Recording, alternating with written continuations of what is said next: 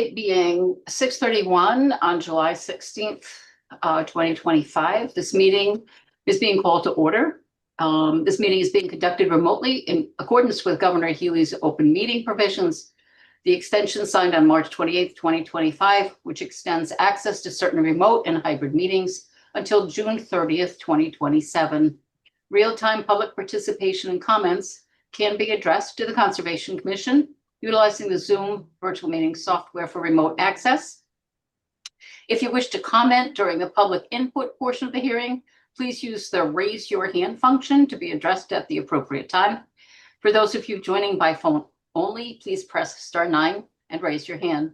A copy of this recording will be on the city's webpage. Please note that this is a professional meeting.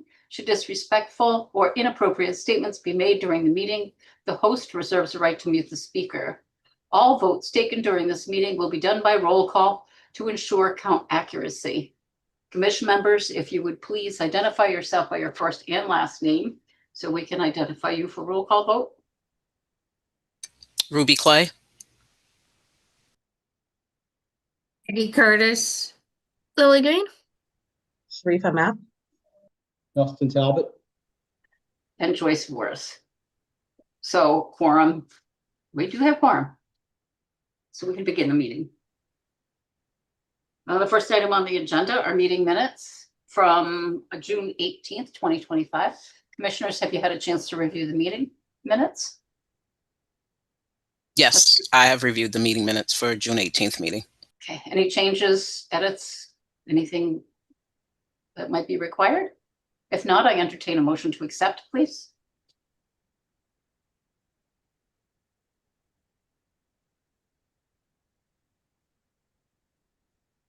Would someone make a motion to accept the minutes?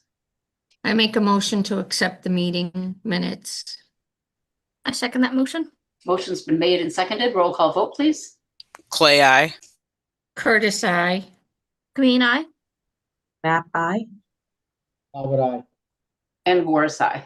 That motion passes. Okay. Just for purposes of clarification, I'd like to go through what things are going to be continued and what changes might be in the agenda. There was a little bit of confusion with the numbering in the agenda items. So as we go through, I'll make sure that the correct numbers are listed as we speak about each agenda item. Agenda item number 11, 136 Perkins Avenue has been withdrawn at the applicant's request. Number 21, 57 River Street will not be discussed this evening. The following agenda items will be continued until August 20th meeting if the commission so approves by roll call vote. I have number 7, notice of intent for 940 Belmont Street. Number 8, notice of intent for 549 Copeland Street. Number 10, notice of intent for 0 Lawton Avenue. Number 12, an ANRAD for 0 Hammond Street. Number 13, a notice of intent for 68 12th Avenue. Number 14, notice of intent for 50 Christie's Drive. Number 15, notice of intent for 196 Manley Street. Number 16, notice of intent for 484 Pleasant Street. Number 18, notice of intent for 17 Austin Court. Number 19, notice of intent for 27 Austin Court. And number 20, 35 Austin Court, also a notice of intent.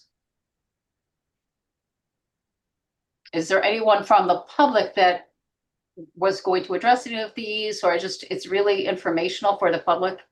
So that way you will know that we won't be discussing these items if the commission agrees to continue.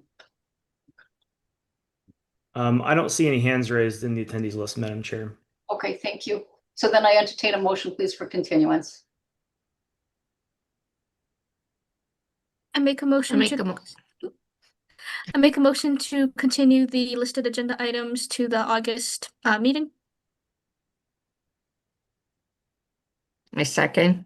Motion's been made and seconded to give those reported agenda items to continue those to the meeting on the 20th of August. That's almost the end of the summer. Yikes. Roll call vote, please. Clay, I. Curtis, I. Green eye. Map I.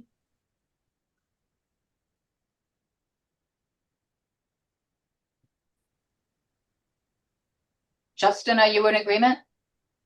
Talbot, aye. Yeah, for some reason I keep freezing here. Yeah, okay. And Voris, aye. So that passes. Good. Thank you. Okay, so now we can get on to the first new filing. The first new filing is a request for determination of applicability for 819 Crescent Street. It's a gas line installation, JMB Construction. Would you prefer that the applicant speak first, Kyle, or? It's really up to you, Madam Chair. I don't mind either way. Okay, generally it is applicant and then agent, so we can follow that. Okay, thank you. I promoted Keith Brewer to be a panelist here for the commission. I'm sorry, Keith, last name? Brewer. Brewer, okay, thank you.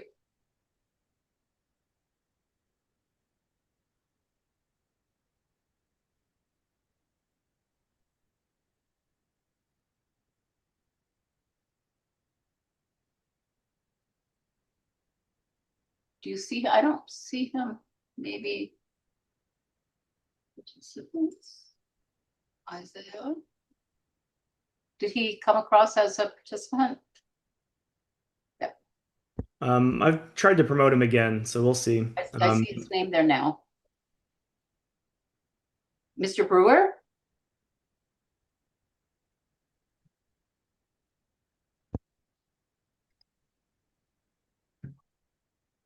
I think he might be muted. And I'm not sure that Keith knew that we were going to put him on the hot seat here. Oh, anyway, okay. I Madam mean, if Chair. you'd like to begin, and then he could certainly address anything that you might have to say. That's fine. Yeah, I don't mind either way. So Okay, then if you'd like to do that, that would be great.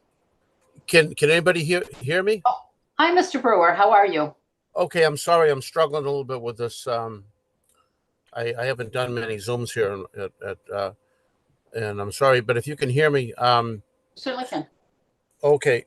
So yes, this project is a existing single family. Happens to be right near the tributary known as Beaver Brook.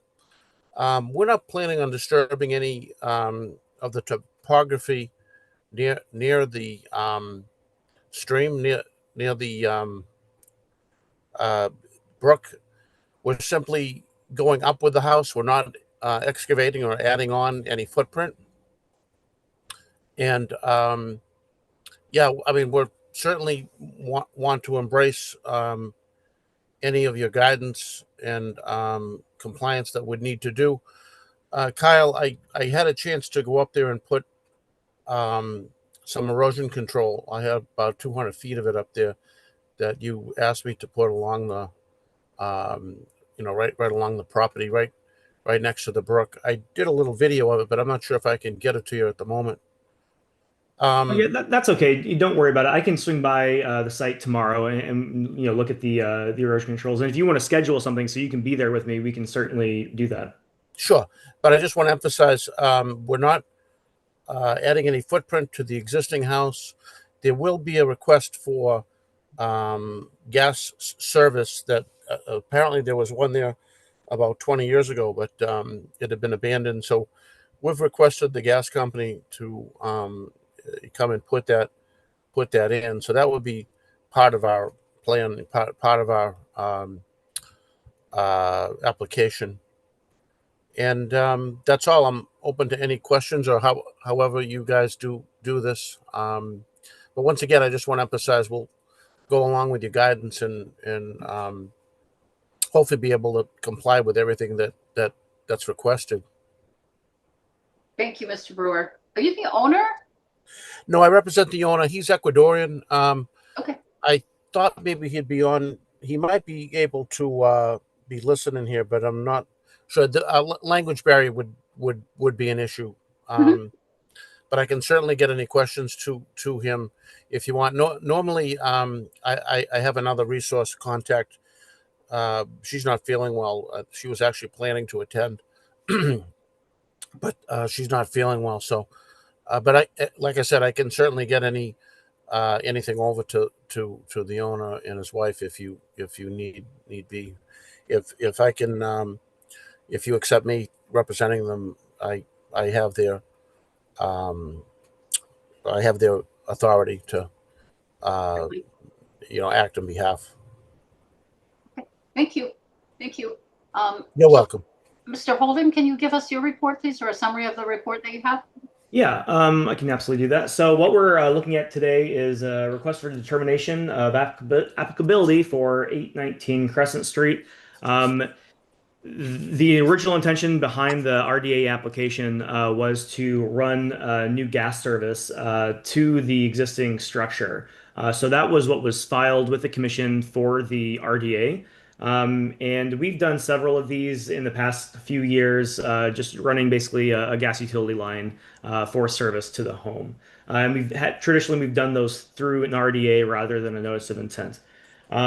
For this specific property, I went out to the site last week, as I do for all new filings, and observed that they were actively demolishing the existing structure with intent to renovate the second floor of the structure. So currently, as I was out there last week, the entire second story had been kind of demolished.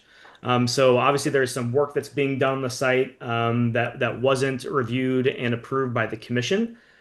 So there are kind of two separate issues here that we're going to discuss tonight. The first is a response to the specific request outlined in the request for determination of applicability. And then the second is how the commission wants to move forward with the ongoing work that's being done on the site. So to kind of streamline the process here, I think that my recommendation is that the commission issue a positive, let me see here, positive 3 determination for the RDA, stating that the work described in the RDA and the additional work that's planned for the site is within an area subject to protection under the Act and will remove, fill, dredge, or alter that area. Therefore, a notice of intent is appropriate. So that's the first bit. I think that if the work outlined here is not just the running of the gas line. In addition to the renovation that's ongoing at the property, there is consideration of doing some site regrading to convey water away from the foundation. And then also there was some interest expressed in potentially doing some work on the drive in the parking area. So all of those things together warrant a notice of intent filing rather than an RDA. So that's the logic behind the positive 3 determination. And then secondly is the kind of the enforcement part of this. So because there's work that's ongoing currently that the commission has not issued either a determination or an order of conditions for, that is technically a violation of the act. The remedy that I'm recommending is that the applicant submit a notice of intent for all the work that has been done and all proposed work at the site. So all of those things can be reviewed and approved at the same time. The mechanism that I'm recommending to the commission to go down as far as enforcement is to issue an enforcement order.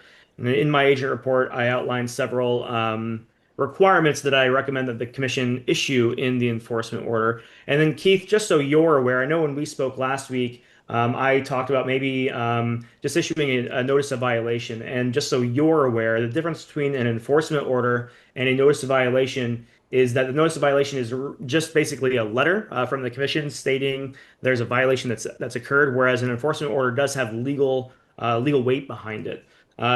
None of the conditions that I outlined last week during our discussion have been changed between the notice of violation discussion and what I'm now proposing as the enforcement order. It's just that if the commission issues that enforcement order, they kind of have a mechanism to kind of force those things. I know you've expressed willingness to cooperate with the commission, and that's wonderful.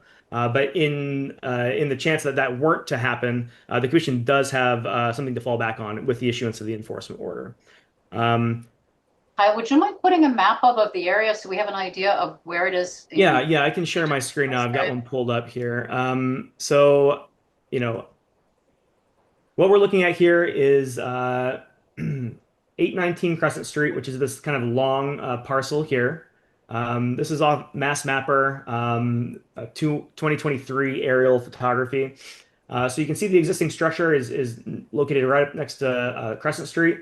Beaver Brook is conveyed right next to the property through here. There's a bridge crossing Crescent Street about where my mouse is. So there's basically an open water brook right through here. I went out to the site with Commissioners Green and Curtis last week, so they have seen this. And there's about maybe I'm estimating maybe 3 feet of distance from the westernmost wall of the structure, the existing structure, and it's a concrete channeled brook in that area. So between basically the footprint of the building to where the bank of Beaver Brook is about 3 feet. When we were there on last week, I don't even know what day it was last week, but they were stripping shingles and siding, and there's a lot of that debris kind of deposited in that 3 foot area between the structure and the waterway. We did not observe any evidence that any of that debris had fallen into the waterway. But some of the conditions that I'm recommending, or not conditions, but some of the requirements that I'm going to be recommending in the enforcement order are to kind of safeguard this resource area as the applicant goes through, continues with the demo and the renovation, and ultimately is filing that notice of intent, because this will likely require peer review, and that process isn't necessarily a quick process. So we want to kind of safeguard those, these resource areas in the interim time between, the issuance of the enforcement order and then the ultimate issuance of that order of conditions approving whatever proposed work at the site. Finally, I just want to give a little bit of justification to the reasoning behind the language in the order. So recently, the commission has had a very similar issue at a different site, and in that case, the commission issued a stop work order. In this case, I'm not recommending that the commission issue a stop work order, and I'll kind of outline the reasonings why here. So in this case, the applicant did file for a demolition permit from the building department in Brockton, and they received that demolition permit. They also filed for a building permit to do the renovations, and they have received that permit as well. I was not involved in the review for either the demolition or the building permit, and that's just kind of a thing that I'm going to be working on a higher level within how the city manages their permitting. But in any case, this kind of slipped through the cracks, and the reason that I spoke with one of the assistant city solicitors about this project specifically at 819 Crescent. And we kind of came to the agreement that the city could potentially be liable for damages to the building because again, as I've kind of covered before, the demolition of this building is ongoing. It's halfway through. The entire second story is no longer in existence. If the commission were to issue a stop work order along with this enforcement order, requiring all work to be stopped until the issuance of an order of conditions, that could be several months. And the city was concerned that there could be damages done to the structure because it's open to the weather. And that would be caused because at one point, the city issued these demo permits. And then on the other hand, the city saying, okay, well, now you've got to stop work. So that's kind of what happened behind the scenes on the city side. The reason I don't think a stop work order is strictly necessary in this instance is because, as Keith outlined before, the footprint of the building is not changing. They're just doing, they're kind of building up. Now, obviously, construction, just the process of construction and demolition can have an impact on these resource areas. And that's what I have tried to cover in the requirements of the enforcement order to kind of safeguard those resource areas as the demo and the renovation is occurring while they go through and kind of get like an after the fact notice of intent for that work and then all other proposed work at the site. So I know this is kind of weird. I'll stop for a moment in case the commission has any questions. We can discuss this a little bit more, and then I'd like to go through the specific requirements that I've drafted for the enforcement order. I do have one quick question, Kyle. So the pink line is the lot line, correct? It's kind of what else? Yeah, that is correct. And just to note that, with these aerial imagery, it's not exactly No, of accurate. course, of course. Based on the angle that the plane was flying and the photos taken, Of course. it looks here like the proper, the structure goes over the property line. I know that as part of the applicant's process of going through and getting all these various permits, they did go out and have the property line resurveyed a year or two ago. So, while that may not look like it's accurate on this map, I believe that the structure is completely located within the property boundary. Mr. Brewer, do you know what the distance is from one side of the property to the other? Right, like across where the building is? You It's- mean the from the street, the approximate width of the frontage of the property going from the brook over towards that's a old cemetery, by the way, that it borders on the other side. I believe it's a Oh, really? city-owned cemetery there, that Nice. grove that you see there. So is that 94 feet? Yeah, up there at the top. There's really no part of this parcel at 819 Crescent Street is outside of the 100-foot buffer to banks. That's exactly Basically, what I was wondering. the entire parcel is within jurisdiction of the Conservation Commission. Okay, that's exactly what I was wondering. Thank you. Yeah, when Okay. they built the house, they must have done it, long before any conservation agenda, because it does border the very corner of the property and obviously the brook. Mhm. Yeah, I believe the original structure. I don't know if I don't know if we're looking at the original structure, but the original structure I think was constructed in the late 1800s. So it may have gone through revisions in the 1900s, but it's been there for a very long time. Or a structure has been on this parcel. And do you have a photo of the structure itself? Yeah, I can share some photos of the site visit when I was there last week. Just a couple here. So here is the structure as observed last week. So you can see basically the entire second floor has been removed.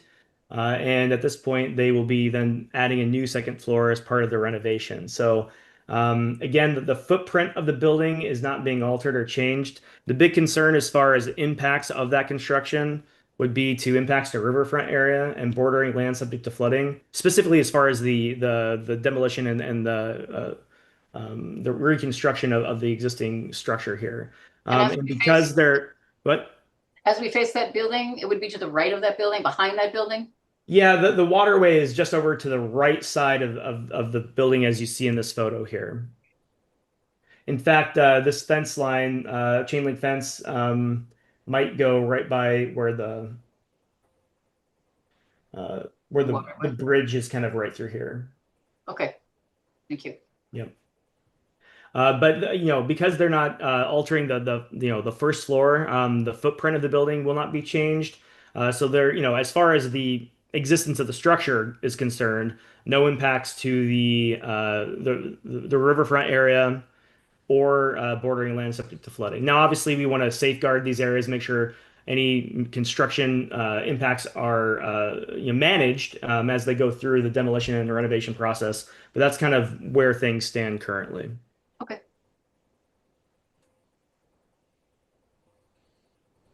Thank you. And Commissioners? am I allowed to speak for? Oh, absolutely. Go ahead. Okay, just Kyle, I recognize your concerns on the other side here, that's very close to the brook, and like I said earlier, I did put the erosion control sock there for and I ran it about 200 feet way down the back because I happen to have some.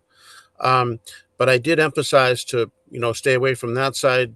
It's clean. If you were to visit it, for example, in the morning, you'll see there's no debris or anything over there near the house. They did have some brick that was in the backyard a little bit more, and I told them they're going to have to move that, move everything away from the brook so we're not near it in any capacity. There's no really need to be over there other than perhaps outside construction to sheathe the existing building and things like that, but obviously keep it clean and just keep away from there. So being aware and sensitive to the brook. I just wanted to emphasize that.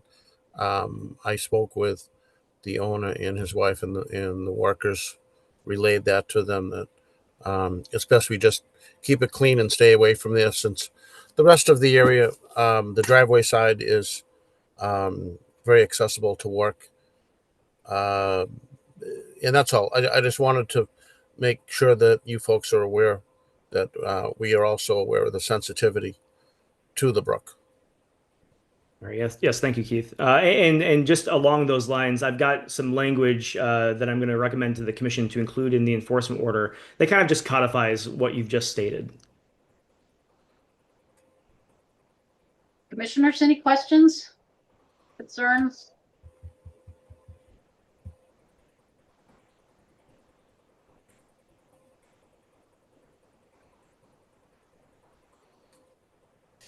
No questions for me. I just want to have Kyle outline the enforcement order items.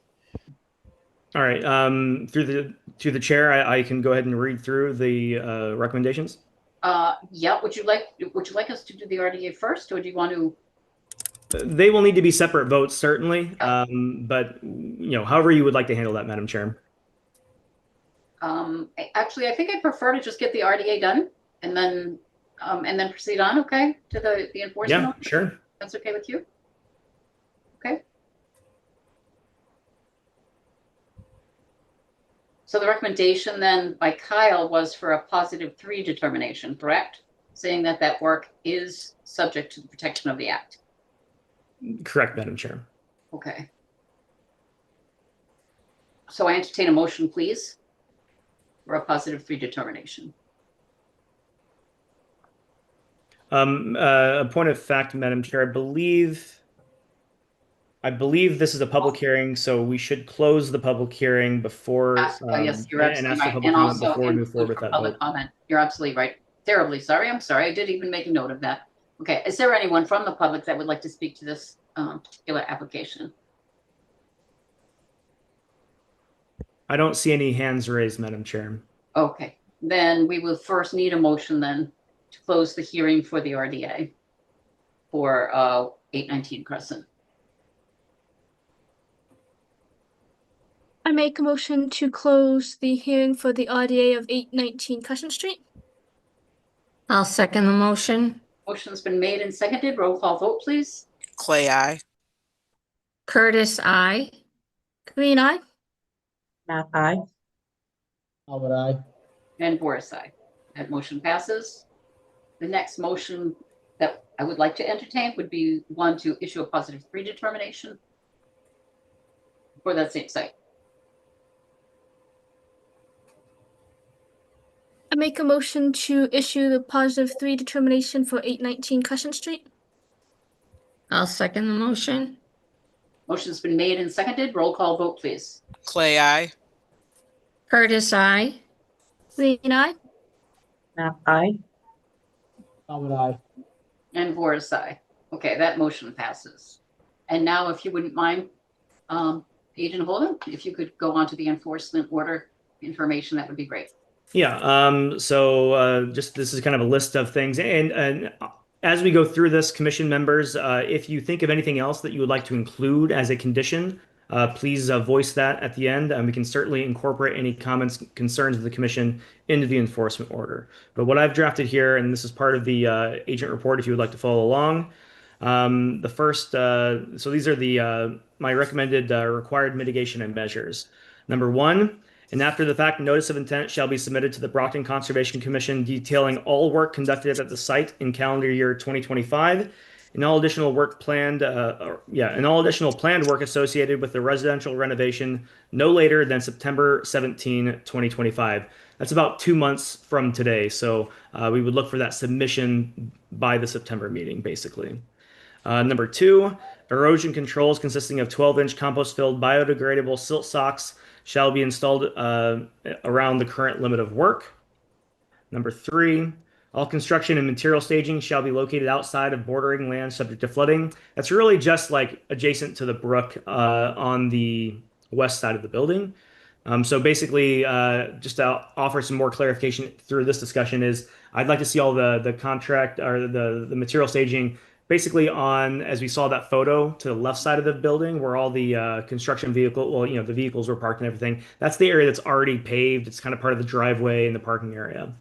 Then number 4, no additional work of any kind outside of the residential demolition and renovation may begin without an order of conditions issued by the Conservation Commission.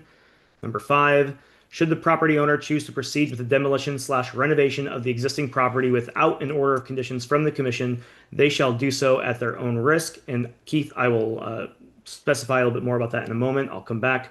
Number 6, no construction or demolition debris shall fall or be deposited, however temporarily, between the residence and Beaver Brook. And then number 7, at minimum, a partial certificate of compliance shall be required prior to the issuance of a certificate of occupancy. So that's all that I've got as far as my requirements to include in the enforcement order.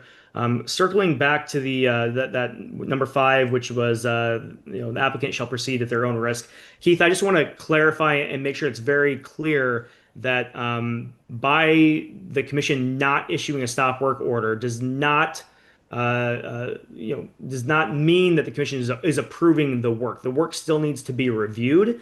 I know you've stated that you will not be changing the footprint of the building, and I'm going to take your word for that. But as an example, if it came out through the notice of intent filing process that an expansion of the first floor had already occurred, and at that point you'd already renovated the second floor, at that point that would not be in compliance with the act, and that may cause some issues as part of that review. So I'm not thinking that that's going to be a thing, but I just wanted to kind of cover all of our bases here. So that's why I chose to include that recommendation.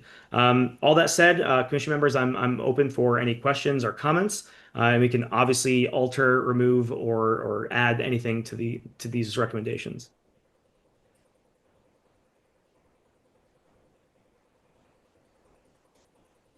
Mr. Brew, do you have a dumpster on site for debris? Yes, ma'am. We have a dumpster, a 30-yard, and it's if you could revisit that photo, you can actually see it back there. It's to the left side in the back of the driveway. So it's on the driveway, away from the structure. The red dumpster is there. That's a dump trailer that Yep. that we have, and then behind there is the dumpster. That's already been moved out. Actually, I think there's a second one there.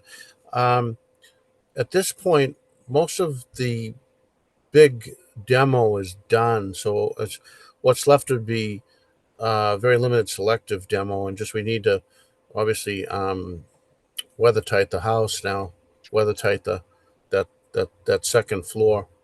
But to answer your question, Madam Chair, any dumpster that we have will be located right where you can see it in the photo. Mhm. Okay, and then is there room in that general area for actually staging the materials, the construction materials? Oh gosh, yeah. It's funny. I think the brunt of the property is that driveway. It's a small, narrow lot, like Kyle described, but the driveway is very good size. It's more than adequate, so we don't need to visit the other side for any of that. It would be inconvenient strategically, but of course, not to mention getting ourselves in trouble. But yes, everything's accessible from this driveway. Mhm. Staging area, equipment, anything that we need to bring in can go there. I know the picture doesn't really show the depth, but if you could consider the dumpster being a 30-yarder, and then that Yeah. trailer is not that small, and there's still room. Okay. So the answer is yes. Okay, thank you. And are those those are not are those asbestos shingles or is it siding? No asbestos has been found. It's a that is I don't know if I can describe it to you. It's more of a composite, but they're the older ones. As far as I know, there's no asbestos on this property.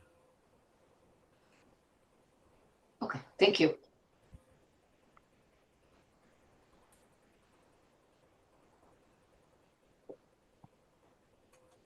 Madam Chair, Commissioner Curtis has her hand raised. Oh, I'm sorry, I didn't see. Peggy, please. Thank you. Hi. Kyle and I went last week to visit the site, and it's very, very close to the, I was just concerned with debris falling from the building into the brook because I did observe some debris in the branches of the bush that was over the fence. So I'm just curious as to what kind of controls would be put in place to make sure that no debris would go over that fence and into the brook. Well, most like I said a little bit earlier there, most of the demo is completed.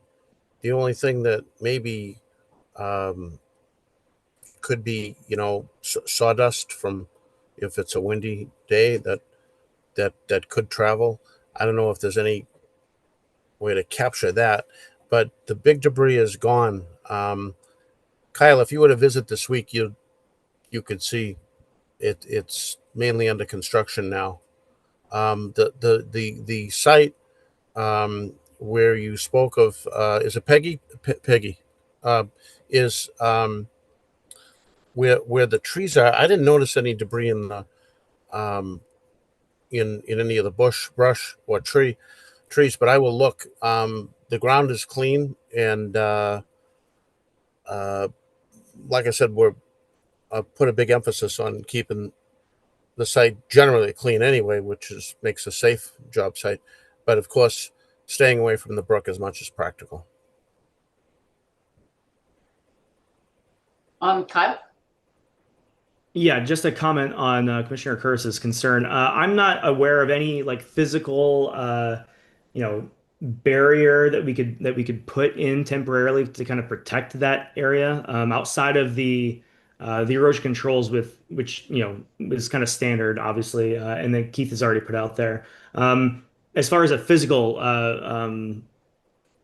check on this material falling over there. I think that the real thing here is to have make sure that all the workers on site are aware of this and that they're just moving all the debris, over the, away from the brook rather than letting things fall down. So it's more of a best practice for the people that are actually doing the work rather than having some sort of control structure installed, I think. I'm sorry, is there a fence between the home and that brook then? Not to my knowledge. Keith, are you aware of a fence between the bank, the concrete? There's one up front where would be the sidewalk. It looks like they've got those road barriers there, and what you call the bridge. It's strange because when you're going over it, you don't realize it's a bridge unless unless you know that brook is there. But no other. There's a small, I have to say maybe 5 foot fence that comes from the street and goes where they built the viaduct there for the portal for the water for the brook, and then it terminates there, and the rest is just landscape, would be brush, small trees, things like that.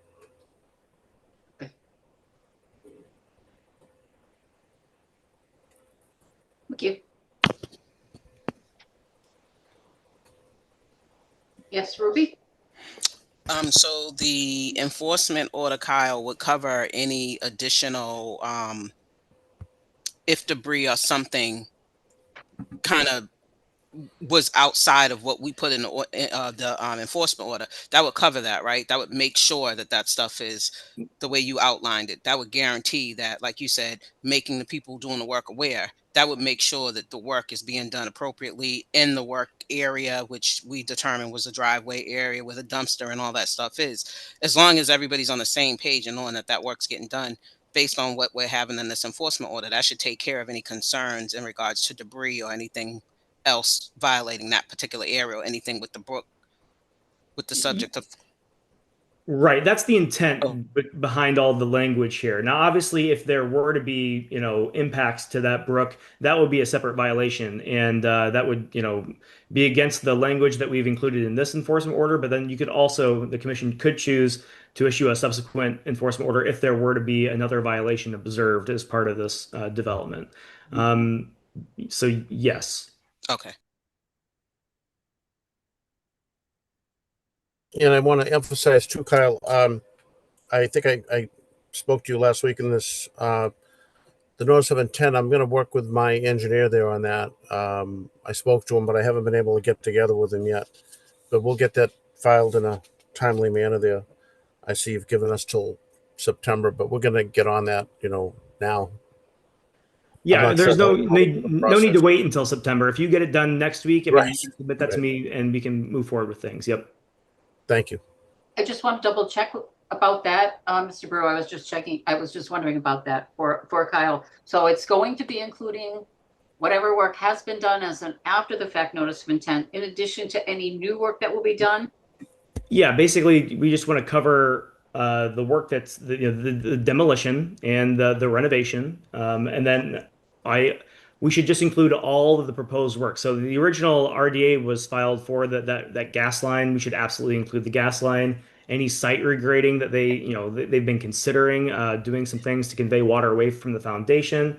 If they plan on doing any renovations to the parking or the drive area, that should just all be included. Any work that could potentially be done over the next 3 years, they should just include that in the notice of intent filing. We can review all of that at once. They can ultimately get that order of conditions. And then even if they don't do all of that work, say they only do the demolition and the renovation, that's still fine. They're not required to do all the work that's outlined in the notice of intent application. But they would have the permit to do that should they choose to go on. Correct. Yeah. Okay, that's what I wanted to be sure about. Thank you. Okay.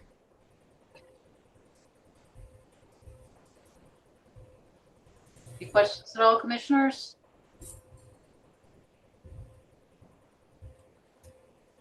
No, I think I'm good. I think I agree with the enforcement order. I agree with documenting everything for the NOI. I think this, sets things up to go the way they should. Okay. Then I would entertain a motion then to for the commission to approve the issuance of the enforcement order.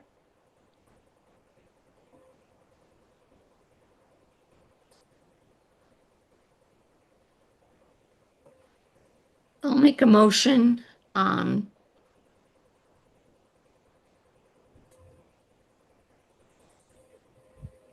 approve, the enforcement order for 819 Crescent Street. Motion seconded.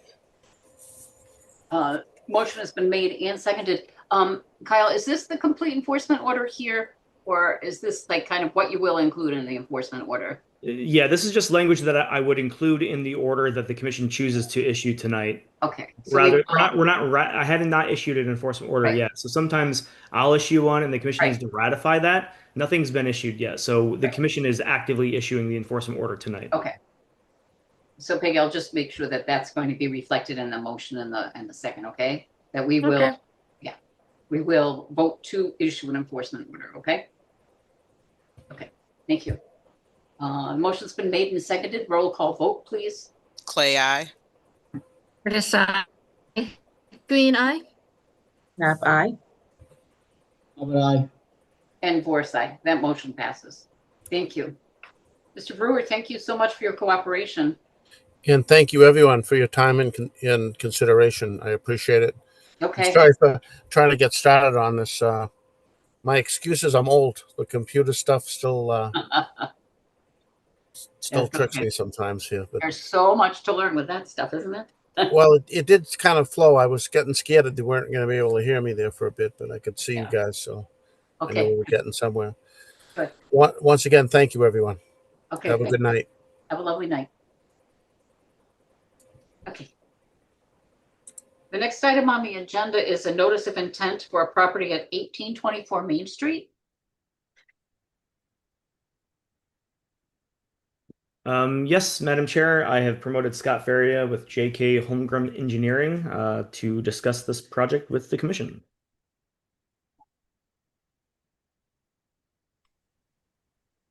All right. Mr. Faria. Good evening, Madam Chair. Good evening, Commission members. Scott Faria from Holmgren Engineering, representing Railroad SPS Real Estate at 1824 Main Street. Scott, I hate to interrupt you, but before we get into the project description, Madam Chair, I think we ought to Check on the confirm DEP. legal notice and a butter notification and open the public hearing before we allow Mr. Faria to continue. Thank you. Certainly. One thing, Mr. Faria, is your volume down low, or am I just getting old? I'm not sure. Yeah, I'm not sure, Madam Chair. It's to be honest with you, I don't know if I can control the volume going out. I know Isaiah and Kyle are a lot smarter than I am with that stuff, but I had a hard time hearing him. I just adjusted the volume on my Oh. computer. Okay, thank you. Thanks. thank you. Okay.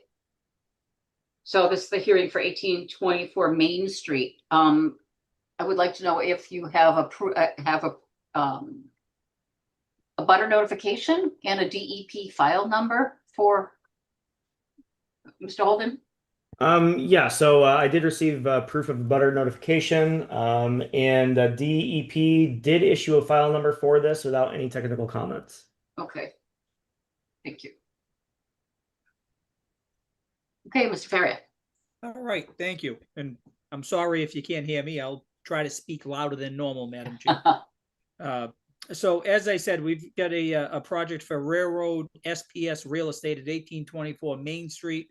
They're a large national company that repairs railroads, and they currently have a big contract with the MBTA and Amtrak to fix a bunch of the tracks here in Massachusetts. As such, they need a large construction, a laydown area, basically a store yard. This property came available and they've purchased it, and that's what they're hoping to do. So it's the property next door to 1854 Main Street, which you folks handled earlier in the winter to get Stawn, the previous owner, a certificate of compliance at that time. So we had a few things come up, at that point with the 1824 property, the 1854 property. There were some questions on the 1824 property, this property that I have before you, as to flood elevations, wetland lines, things like that. We resolved them at that point with you folks, so he could get a certificate of compliance on that property. Now we have this project before you now. So it is the former site of an old furniture store going way back 30, 40 years ago. So there are portions of the site, mainly towards Main Street, that have broken up pavement and broken concrete pads from that old furniture building. And what my client is looking to do is just basically clear the property, put down a gravel material as opposed to paving it, and it all slopes to the back. And then he's constructing a detention basin at the back of the property. It'll pretty much look exactly like the property at 1854, except ours is going to be a gravel area as opposed to the bituminous area. So we just filed a few weeks ago, fully understanding that you would send it out for quotes from the peer review consultants, and we're hoping just to push that along, Madam Chair, if we could. Okay, thank you. Kyle? I'll go ahead and share my screen. I've got the site plan pulled up just so you all can kind of look at that briefly as we discuss this. I think Mr. Faria covered most of the comments here. So this is the existing conditions plan that I've shared now. There is a section of the lot that is currently wooded that will be cleared as part of this proposal. There was concern that we addressed earlier this year about a potential violation with this area here, where there was some fill that was brought in And we determined at that point that no violation had occurred as far as a wetland filling here. So as you know, as far as the commission's concerned, you know, we can move forward with the review as far as any sort of enforcement issues. Those have all kind of been handled previously. I'm going to scroll down and show you the kind of the proposed site plan, and you can see here on the map the light gray is the current site elevations, and then this dark black line are the proposed. So basically, they're going to clear the lot and they're going to regrade it and have it sloping from Main Street back towards Salisbury, Plain River.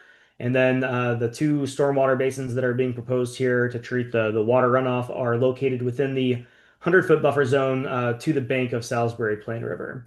And so that's kind of what the review would be, is to look at the stormwater and the impacts to the jurisdictional resource areas within that buffer zone.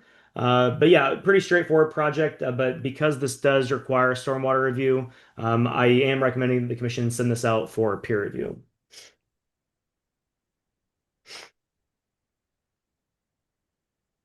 Commissioners, any questions?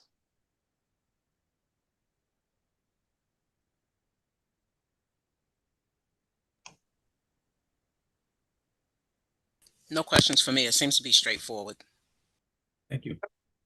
That retention basin will be right up to the, is that right up to the 25? Yeah, right up to the 25, as Kyle said, Madam Chair. Yes. And so that 25 is both the the 25-foot no touch buffer zone that the commission has, but Brockton also has a 25-foot riverfront area. So Scott's aware that doing stuff in the riverfront area, the riverfront is a separate jurisdictional resource area that has its own performance standards. It's just easier to keep everything out of that for various reasons. So everything is proposed outside of that 25-foot, which is the 25-foot no touch and the riverfront area.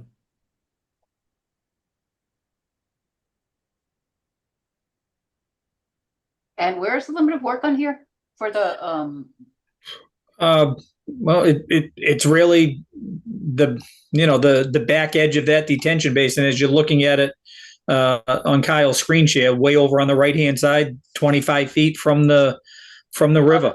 Oh yeah, I see it. I see it And now. pretty much Yep. pretty much lot line to lot line all the way from Main Street back.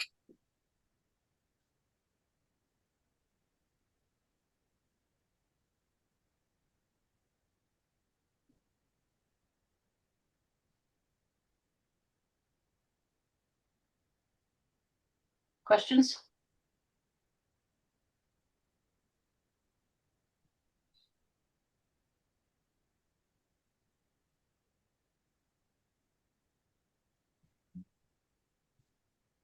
Madam Chair, can we just make a motion to recommend this to peer review? Absolutely. If you Make a motion ready to do recommend that. this to peer review. I think because this is a notice of intent, though, we do have to open it up for public, right? Is there anyone here from the public? Let me stop sharing my screen so I can get back to the participant Thank you. list. I don't see anyone with their hand raised, Madam Chair. Okay. So then I entertain a motion that this application for 1824 Main Street, the notice of intent, if you would like to make a motion to send it out for peer review. Madam Chair, make a motion for 1824 Main Street to recommend to peer review. Seconded. Okay, the motion's been made and seconded. Roll call vote, please. Clay, aye. Curtis, I. Green eye. Knapp, aye. Talbot, aye. And Boris, aye. Okay, the motion carries. Thank you, folks. Okay, And then we all, just for completeness sake, Madam Chair, we should continue this hearing. a motion, please, for continuing this hearing till, well, how long will it take for the peer review? I would just prefer to continue it to the August Next meeting month. so we can keep things on the agenda and not lose track of things. Fine. I'll make a motion to continue 1824 Main Street to the August meeting, which would be August 20th. August 20th. I second that motion. Motion's been made and seconded to continue 1824 Main to August 20th. Roll call vote, please. Clay, I. Curtis, I. Green eye. Snap, I. Bobbit, aye. And Boris, aye. That motion passes. Thank you. And I believe you're up for the next one as well, right, Mr. Ferrier? Yes, ma'am. Notice of intent for 985 Belmont. Butters and DEP file number, are those available? So I did receive confirmation of a butter notification. DEP has not yet issued a file number for this project, so we may open the public hearing, but the commission should not issue an order of conditions without the file number. I know that's not really in the cards for tonight, but just We're for, hoping to get one tonight, but yeah. put it on hold. For car Yeah. wash? Okay. So I'll just give you a quick rundown on this one, Madam Chair. As Kyle said, we need the file number, and ultimately we're hoping that you folks will vote to send it out for peer review tonight. But what I have is a proposed car wash at 985 Belmont Street, which is right across the street from Manley Street. It's currently the Avon Auto Brokers site on Belmont Street, right off of Route 24. And Washville Car Wash has signed an agreement with Avon Auto Brokers to purchase the property, demo the building, and put up a one of the new car wash facilities, the tunnel type of car wash that you see popping up everywhere. We had to go to the Board of Appeals back a few months ago to get a variance for this use in this zone. We received a variance from the Board of Appeals. We think it's a pretty good spot for something that's needed, and there's really nothing on this end of town, or really up and down Belmont Street, even into Easton. So we feel like it'll be a pretty good location and a successful venture. Having said that, as you can see on the plan that Kyle shared, there is a wetland resource area that pretty much surrounds the existing site. The existing site received site plan approval, I believe, back in the 80s. Maybe it was the 90s, Madam Chair. I think originally it was a Kentucky Fried Chicken A&W root beer stand, which most of the members are probably too young to remember the A&W root beer stand. But so that was there back in the 80s. So there's an existing wetland system. There's an existing functioning detention basin that isn't that much different than what we would propose and construct nowadays. It's working pretty well. They have no issues on site at all. But obviously with a new construction, it gives us a chance to upgrade things and bring things into conformance with stormwater management, which we've done. So again, just to give that quick rundown, all of the cars would come in off of Belmont Street onto Coolidge Street, which is the little side street. It almost looks like a driveway heading to the FedEx and the gas company. So they would enter off of Coolidge Street, take a quick turn, head towards Belmont Street to go through the tunnel of the car wash and come back out onto Coolidge Street. So that way there's really no impact traffic-wise to Belmont Street. As I'm sure everybody knows, using these car washes, they're really advanced. There's a lot of vacuum cleaners. They're all low volume vacuum cleaners. The car wash system itself, they're a self-filtering water system, so there's no discharge of any water at all. It's all filtered internally into their drainage system. There's plenty of drainage on site, and as I said, we're just hoping to push it forward tonight with a peer review, Madam Chair. Okay, thank you. Kyle? Yeah, I've just got a couple questions and then a couple comments. So first, Scott, here on the plan that we're looking at here, which is just the site plan, the exit out onto Belmont Street, you've got a proposed gate there. Is that just like for emergency vehicle access? Will that be closed? The proposed gate would be at nighttime. They gate off the property just so there's nobody hanging out after hours. So there is that exit out onto Belmont Street. It's basically an escape route if you happen to get stuck in line and have to leave for whatever reason. So it's just a way to get out after you've entered the line. So but the property will be gated, so that's what that gate is for. Okay, I guess I didn't see the proposed gate here off of Coolidge Street as well. So that's just for security in the evenings. Yeah, it's been a concern with the ZBA in particular, and a lot, not neighbors on this site, but neighbors at other car washes, just that people tend to, for whatever reason, hang out at the car washes after hours. So the gate will at least prevent that. All right, thank you. So yeah, ultimately my recommendation is that we send this out for peer review. One comment though, and I've already spoken to Scott about this. I think that I've recommended to Scott that he also apply for site plan review for planning board before we send this out, before the commission actually does send this out for peer review. As part of that process, we do a technical review, an internal tech review for the city, where various departments of the city will meet and review the plans, building department, fire, health department. And sometimes with that review, pretty significant site plan changes are required. So I wanted this to at least go through the beginning part of that site plan review process, so we can incorporate any comments from those various other city departments into a potential revised site plan before we send that out for peer review.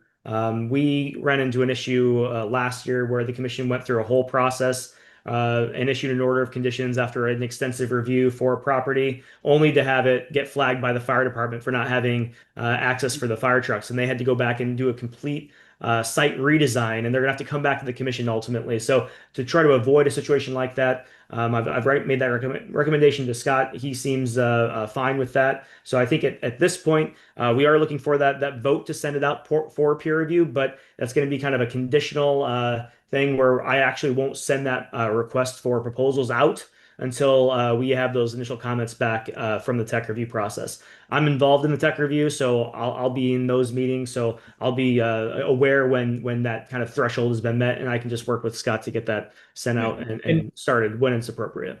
In the past, Madam Chair and Commission members, just to kind of clarify, we haven't been allowed to file for site plan approval until we got through the conservation process. Right. In Kyle's point, that job in particular is the perfect example. We go through the process with you folks, get it approved, and then somebody else doesn't like it, and it really wasn't a good process. So the way that Kyle's explaining it, this might be the first one that's going to go through that route, and certainly going forward, we'll do it that way. But most cities and towns, that's how it works. You file with planning and conservation concurrently, and kind of both of the reviews at the same time. And I mean, ultimately somebody has to approve it first, but at least everybody has a chance to get all their comments out into the public, and we've got a chance to address them before one particular board closes it. So Kyle's idea is a really good idea and a much better way to proceed as far as the developing team goes. It's definitely an improvement over the way things have always been in Brockton. So I concur with Kyle. I'm fine with that. We'll get it submitted for tech review for their next deadline, and get the ball rolling with you folks as soon as we can. Good. How often do they do the tech reviews? Every month. So the filing deadline is typically the first Monday of every month, and then the tech review meeting is the last Monday of the month. So at this point, we've already missed the July cutoffs, but we'll file it on whatever it is, August 4th for the August 30th meeting, we'll say, whatever those Mondays are. But so by the time we should be able to come back to you folks at your first meeting in September, having already had one tech review meeting under our belt. And I'm sure at that point, Kyle will be at least a little more comfortable in proceeding with the peer review. Mm-hmm. Good. I think that sounds good. Kyle, I'm sorry. It's really difficult for me to see. Can you just point out the 25-foot with your cursor, please? Yeah, I can kind of review the resource areas. So what they've got flagged here is just the BVW around this wetland system, and so it's kind of hard to see. It's very faint here. But that's a green line with these triangles, and WFA wetland flag. Okay. Series A goes all the way along through here. The 25-foot is the orange line through here, and then we have a 100-foot buffer zone is the red line through here. And then there's kind of a purple line that goes kind of across the top of the screen, and that's the FEMA flood zone A, the 100-foot or the 100-year floodplain. Right. Okay. Just for point of reference. Okay. Commissioners? Any questions? I have a question real quick. What Sure. are snow melt conduits? They basically, they have heaters under the pavement just to, just to melt any water coming off the cars and melt any of the, any snow going into the car wash, just to kind of prevent any water from freezing on the site and also from dripping out onto the public ways and freezing during the winter months. Okay, that makes sense.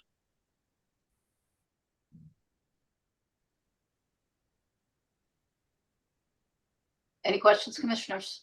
I have a quick question. Go ahead, Ben. Which is the entrance to the, is it Coolidge?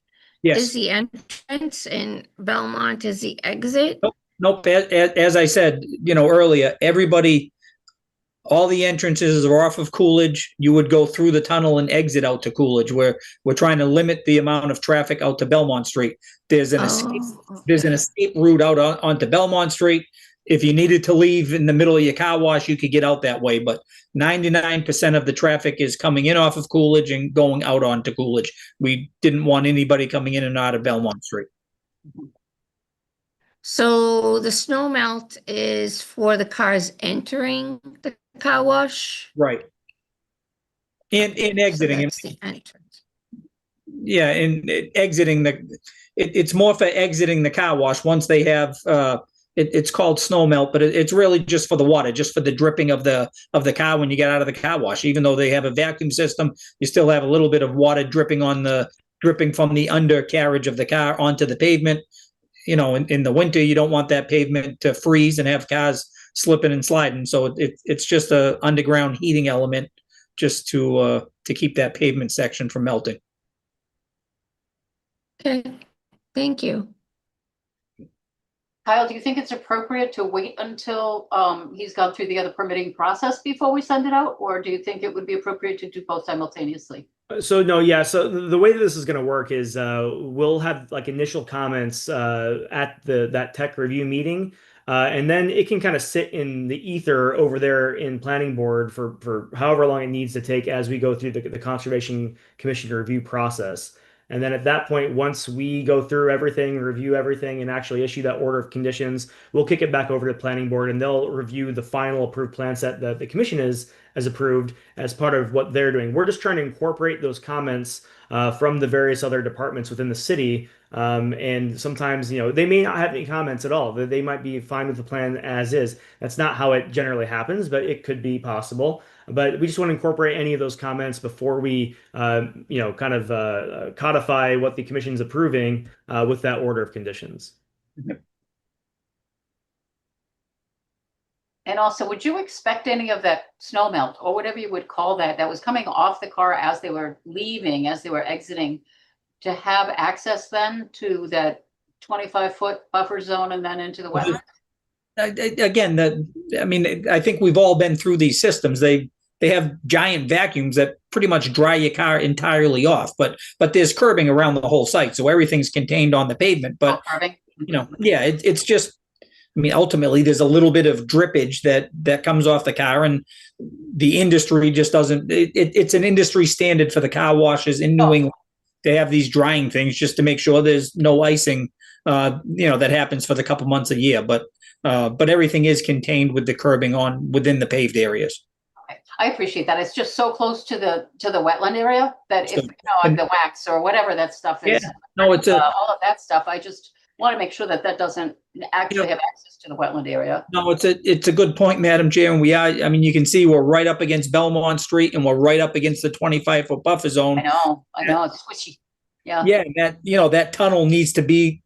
Usually, the tunnel is actually larger than what we have. We had to go with a compressed model, and so it needs to be 100 feet long, and we need to be off of the street enough so cars can get into the tunnel, and then we need to get out of the tunnel, and it is a tight fit. It's right up against your 25-foot buffer and right up against Belmont. So it's yeah. Yeah. I just wanted to double check on that. So yeah, okay. So Kyle, as far as referring it out for peer review? Is it? Yeah, I think the commission could vote to send it out for peer review, and just with the understanding and with the approval of the applicant that we're going to be waiting until we get at least that first round of comments from, the tech review, and then the applicant can then incorporate any of those comments in to the site plan, and then might have to shift things around. And then when we have that plan that's been revised, we can then send that plan out for review. Yeah. I think I think the main reason Kyle's doing that, Madam Chair, that, the meetings just don't line up. You folks meet once a month, tech reviews once a month, planning board. They're off. They're off. Yeah, if I miss you by a day, now I got to wait 30 days to get to the planning board. So at least this way, if you vote to send it out when we feel like we're ready, we can at least jump the gun and not have to wait, an extra 21 days for you folks to vote to send it out. So. Mhm. Commissioners, what are your feelings? Anything that we need to consider here? Ruby, okay?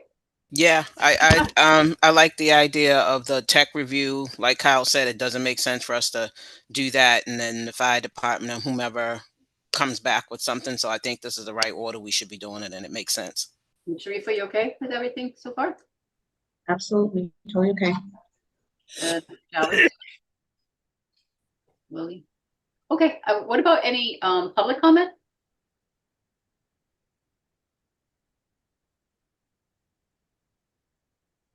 I do not see any hands raised, Madam Chair. Okay, thank you. So I entertain a motion then that, let's see, Washville Car Wash, 985 Belmont Street, be sent out for peer review with the understanding that would be pending the, whatever that other review was. Madam Chair, quick question. Do we have to close the hearing? Oh, no. No, not for this. So just a point of clarification, we only close the hearing after the entire review process is done, before the commission is ready to issue some sort of decision. Permit, yeah. Understood. We're Thank gonna you. issue the permit, yeah. So this is really kind of a continuance, but in order to send it out for peer review in a way, right? Yeah, Kind I of. think we should entertain two motions, one for the peer review and then the second just to continue this to the August meeting. Okay, so I entertain the motion for the peer review if you all feel as though it would be appropriate to do so. I make a motion to send 985 Belmont Street off of peer review. I second Second. that motion. Whoever that was, I think that was a triple. Okay, the motion's been made and seconded. Roll call vote, please. Clay, I. Curtis, I. Green eye. Map I. How about And Boris, aye. So that motion passes. And the next motion would be to continue 985 Belmont Street till the next meeting. Make a motion to continue 985 to the next meeting. Do we want to do August to give them enough time to go to technical review? And I think that then the last one, Kyle thought it would be best to keep it continuous on the agenda, right? Yeah, I just think it's easier for me on the administrative side just to leave it on there, and I'll just kind of put a status update, and we'll get to it when it's appropriate next. But just continuing into the next month, I just don't want to lose track of things as we are navigating these Off the agenda, yeah. several different reviews. okay, so make a motion to continue to the next meeting for 985 Belmont Street. I second that motion. Been made and seconded to continue. Roll call vote, please. Clay, I. Curtis, I. Green eye. Map I. How about I? And Boris, aye. Okay, good. Thank you, folks. Good night. Bye. Good night. Let's see. The next item on the agenda is actually number 5. I'll renumber number 5 for a request, an RDA for DW Field Park, 331 Oak Street.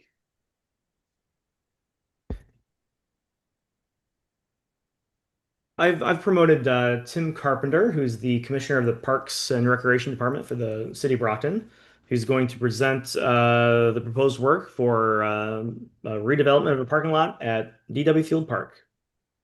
Hi, Mr. Carpenter. Good evening, Commission. Thank you for having me here this evening.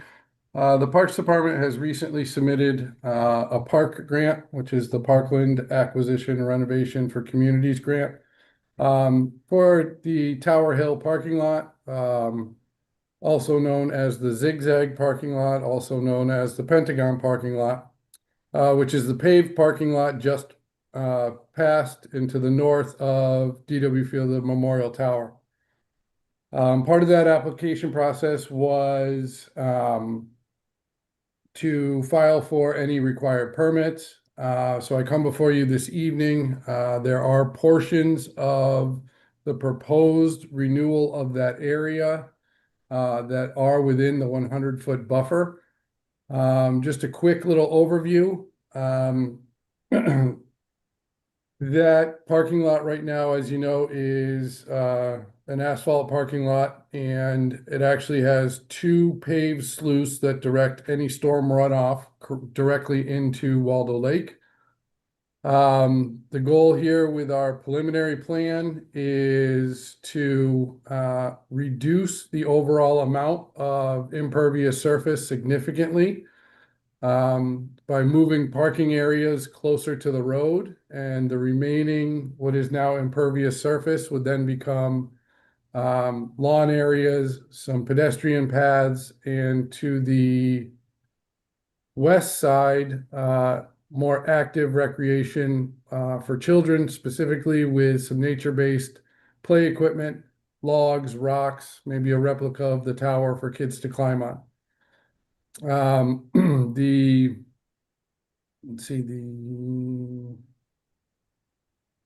So there's sort of the concept plan. As you can see, it does reduce significantly the amount of paved area within that area.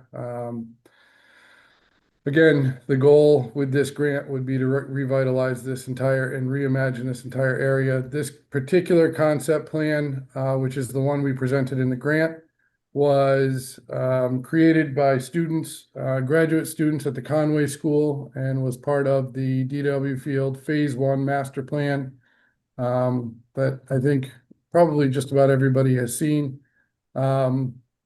Much further outside of any regulatory areas, we would like to have some remove the porta potties from the parking lot, possibly on a nice concrete pad, a storage shed up there for public events. But again, the current parking lot in the northwest corner is approximately 85 feet from the edge of Waldo Lake. And the northeast corner, so the 3 yellow lines you see there on that particular map are 85 feet from the water's edge. The red line there is just about 100 feet. Clearly within the 100-foot buffer. Again, most of those areas marked there would no longer be impervious surface.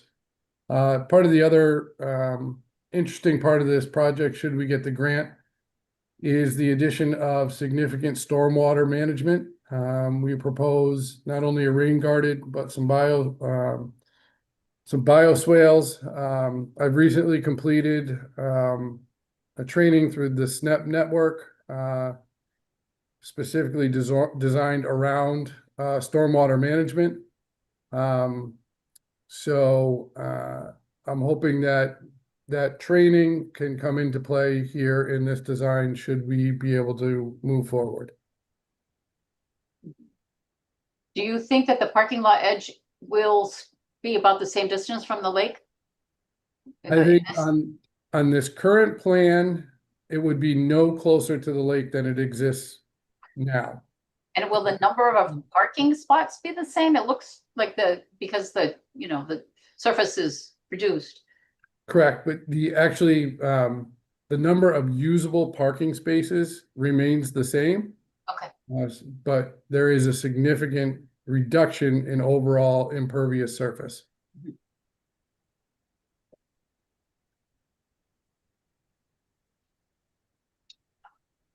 Mr. Holden, any comments?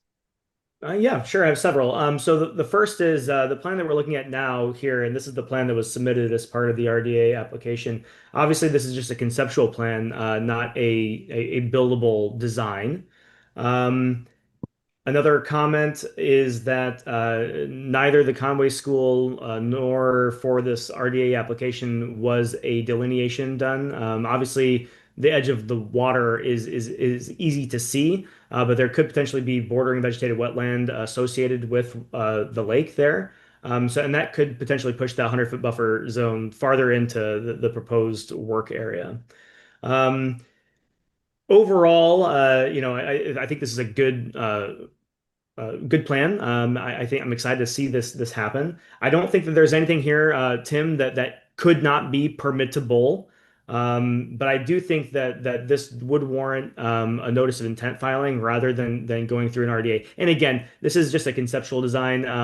I wouldn't recommend that the commission approve the design as is because this will have to go through actual site plan design and things may change along along that process. So I do think that once assuming that the Parks Department gets this grant and is able to fund a site plan, I think it would be appropriate for them to come back to the commission, submit that actual site plan for the commission to review, along with whatever relevant delineation needs to be included.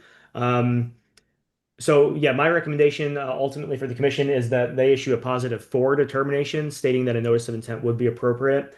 All that said, Tim, just so you're aware, a lot of the work that's proposed here could potentially fall under what would qualify as an exempt minor activity within buffer zone only. So as you go through this process and assuming you get this funding and you're working on that site plan, I can work with you and we might be able just to shift things slightly to make it so everything's outside of the buffer zone and you don't need to come back to the commission at all. But at this point, with this proposal, I'm recommending that the commission require a notice of intent when those site plans are developed. But again, we can work together and maybe shift things slightly and you'll be good without any filing at all.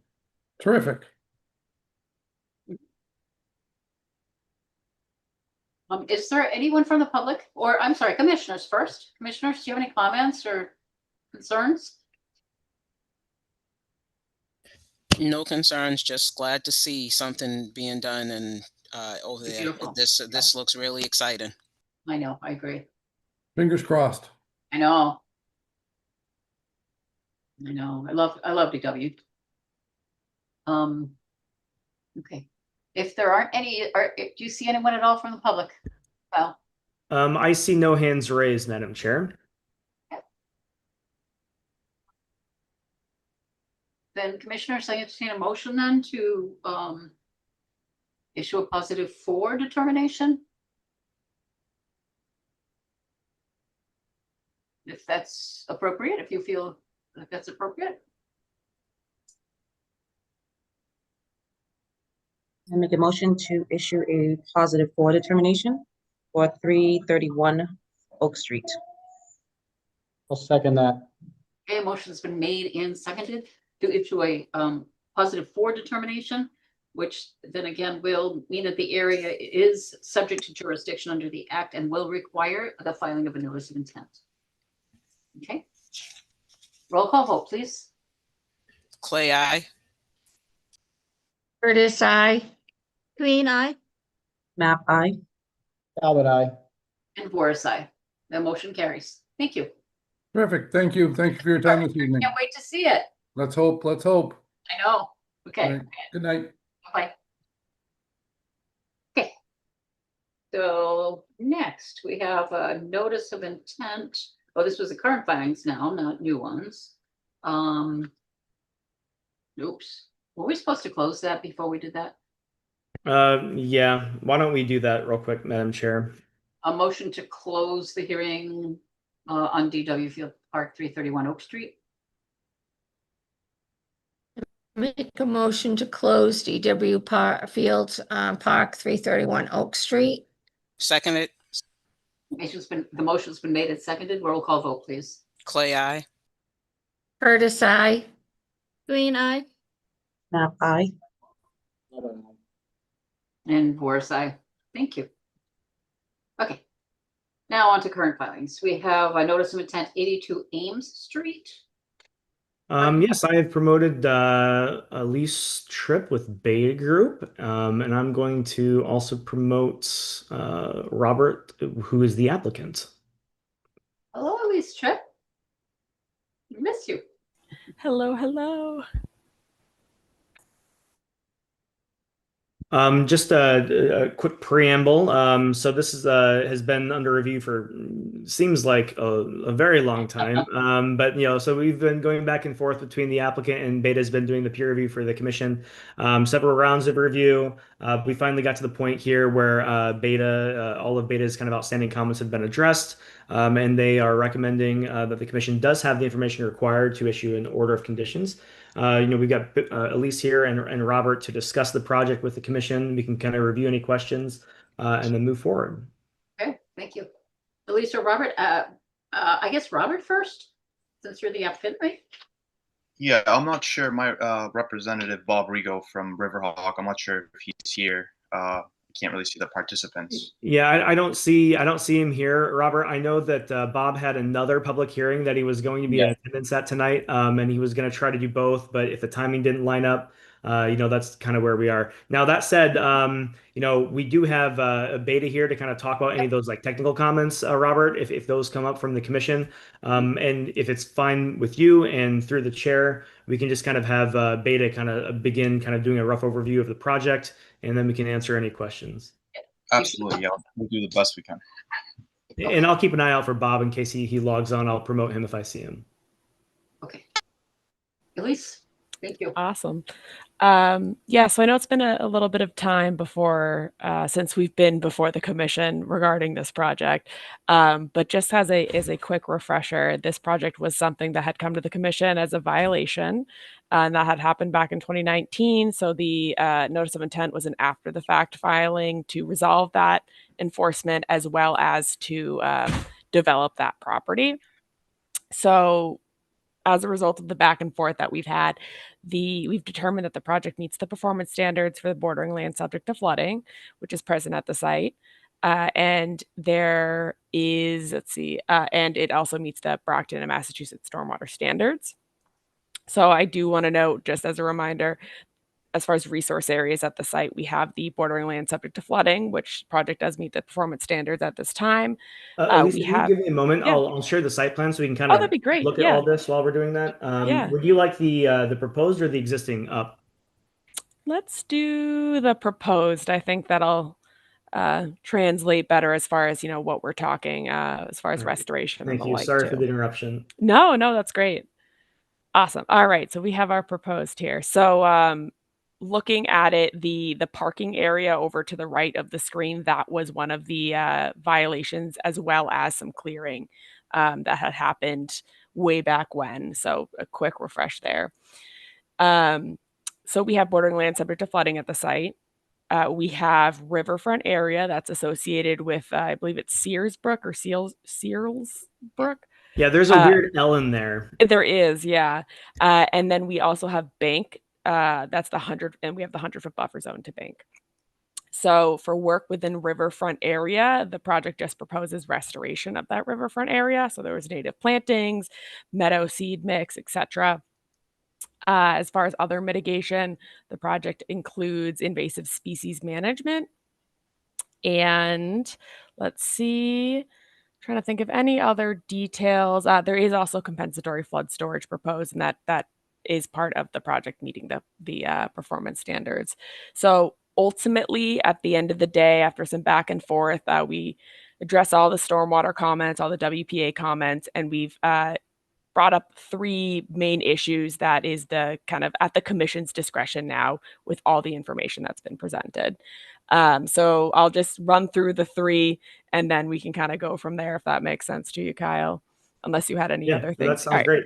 Thank you. Perfect. So the first thing is more of an administrative thing, and that is relating to the 25-foot no disturbance policy that the commission has. So for that 25-foot policy, it's restoration for this project. So administratively, we would just need the commission to, agree or disagree however they feel that the restoration goals of the project, that work in that 25-foot is necessary to meet the restoration goals. The second item that the commission will need to make a determination on is if the proposed restoration of resource area, so that's going to be that riverfront area restoration, if that is sufficient to meet the or to prevent the adverse effects of wildlife habitat. So wildlife habitat comes into play here with bordering land subject to flooding. So the applicant had gone through a simplified and detailed wildlife habitat evaluation and determined kind of what things could have been present at the site pre-violation. And ultimately, it's up to the commission's discretion to decide if there is sufficient restoration comparatively to what was there in 2019. And last but not least, it is up to the commission's discretion to approve the parking area that was created as part of that, or not for violation, but created and recognized under the violation. It's up to the commission to determine if they are okay with that parking lot remaining as a parking lot. I know it is currently gravel, and the project proposes that it will be a permeable pavement. So it's just up to the commission's discretion if they are okay with that parking area remaining as a parking area. So those are kind of the three things in the commission's discretion. Otherwise, the project, meets all the other performance standards and all of other requirements of the stormwater bylaw and the act and stormwater standards for the state.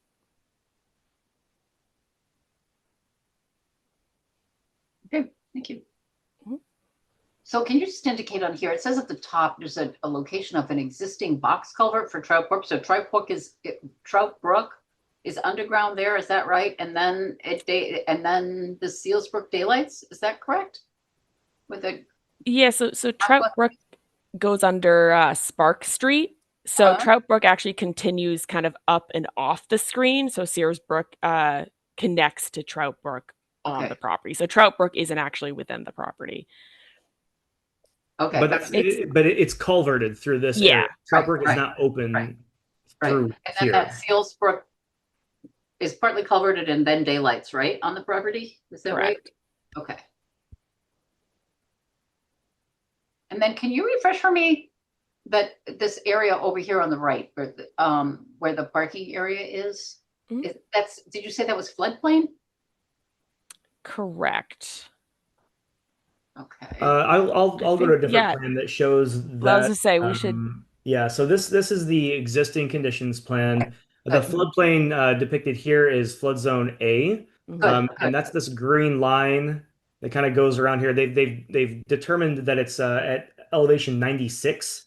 So anything that's on the right side of and the top side of this green line is within that floodplain, and then everything that's on the purple side here we have some arrows. That is not within the floodplain based upon that elevation that's been determined. So the violation that they received the initial enforcement order for was a pavement of this portion of the lot over here, and that is within the floodplain. Yes, thank you. It's been a while. Thank you very much. Okay.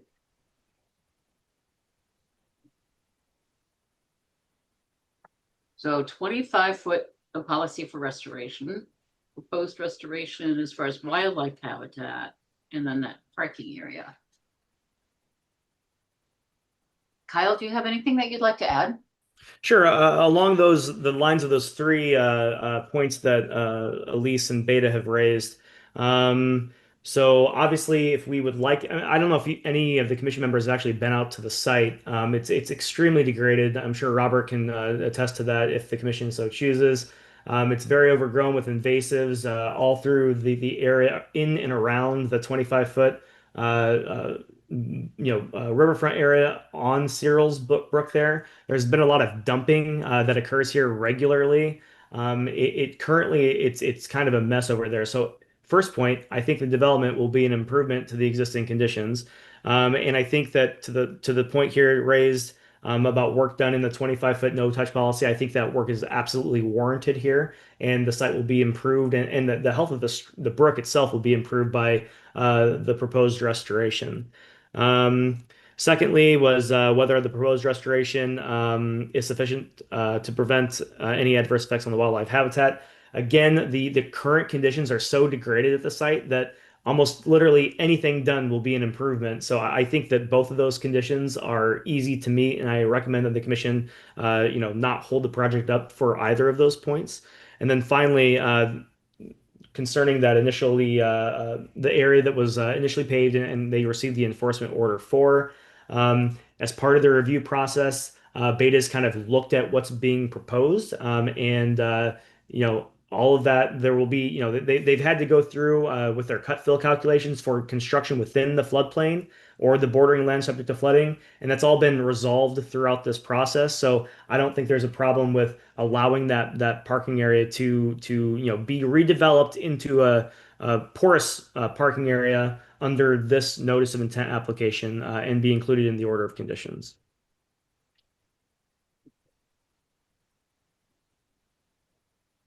Do you have a summary list of the order of special conditions? Yes, you do on the back page. Yeah, Beta has included that at All right. the end of their Yeah, report. I just want to make sure that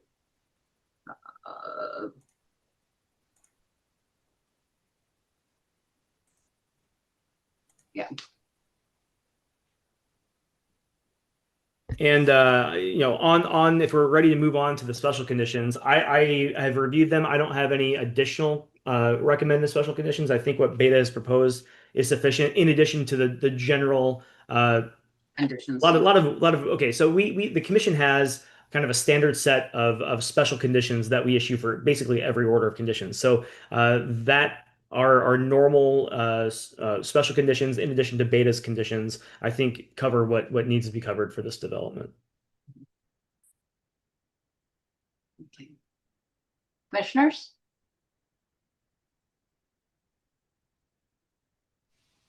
It looks like all of the previous suggestions that we've made, it looks like they've put a lot of work into getting this stuff done. So I'm very happy to see the review and everything that's embedded in it.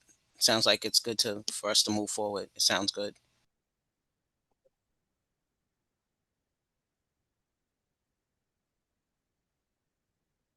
Would agree with Ruby. It does look a lot better than it did before. Lily, Sharifa,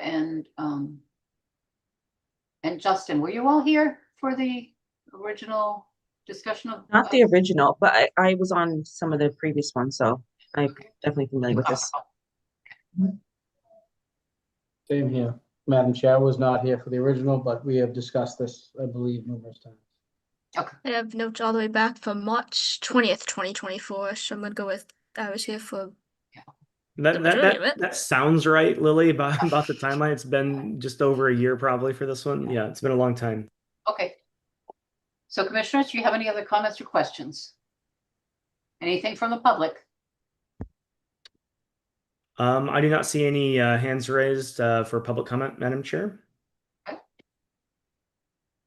Commissioners, if that's the case, then I would entertain a motion to close.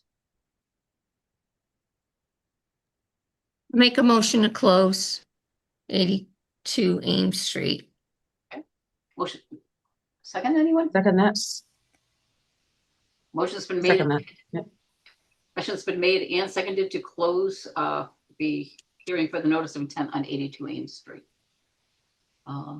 Next motion would be to issue an order of conditions, unless you feel as though that should not be done. Do we have to Roll call vote vote? on that? Yeah. Oh, I'm sorry. Roll call vote. On that. I'm sorry. Clay, Roll call aye. vote on the motion. Go ahead. Curtis, I. Green eye. Knapp, aye. Albert, aye. Divorce, aye. Okay. You need a vacation. Okay. Motion to issue an order of conditions if you feel as though that would be appropriate at this time, commissioners. I make a motion to issue an order of conditions on 82 Ames Street with the special recommendations from Beta and the normal conditions that us as the Conservation Commission also issues with it. Seconded. Okay, the motion's been made and seconded to issue an order of conditions with the standard conditions and the special conditions that have been recommended by Beta. Roll call vote. Clay, aye. Curtis, I. Green eye. Nap eye. Bobbit, aye. And Borsai. Finally. It would be lovely to see it all done.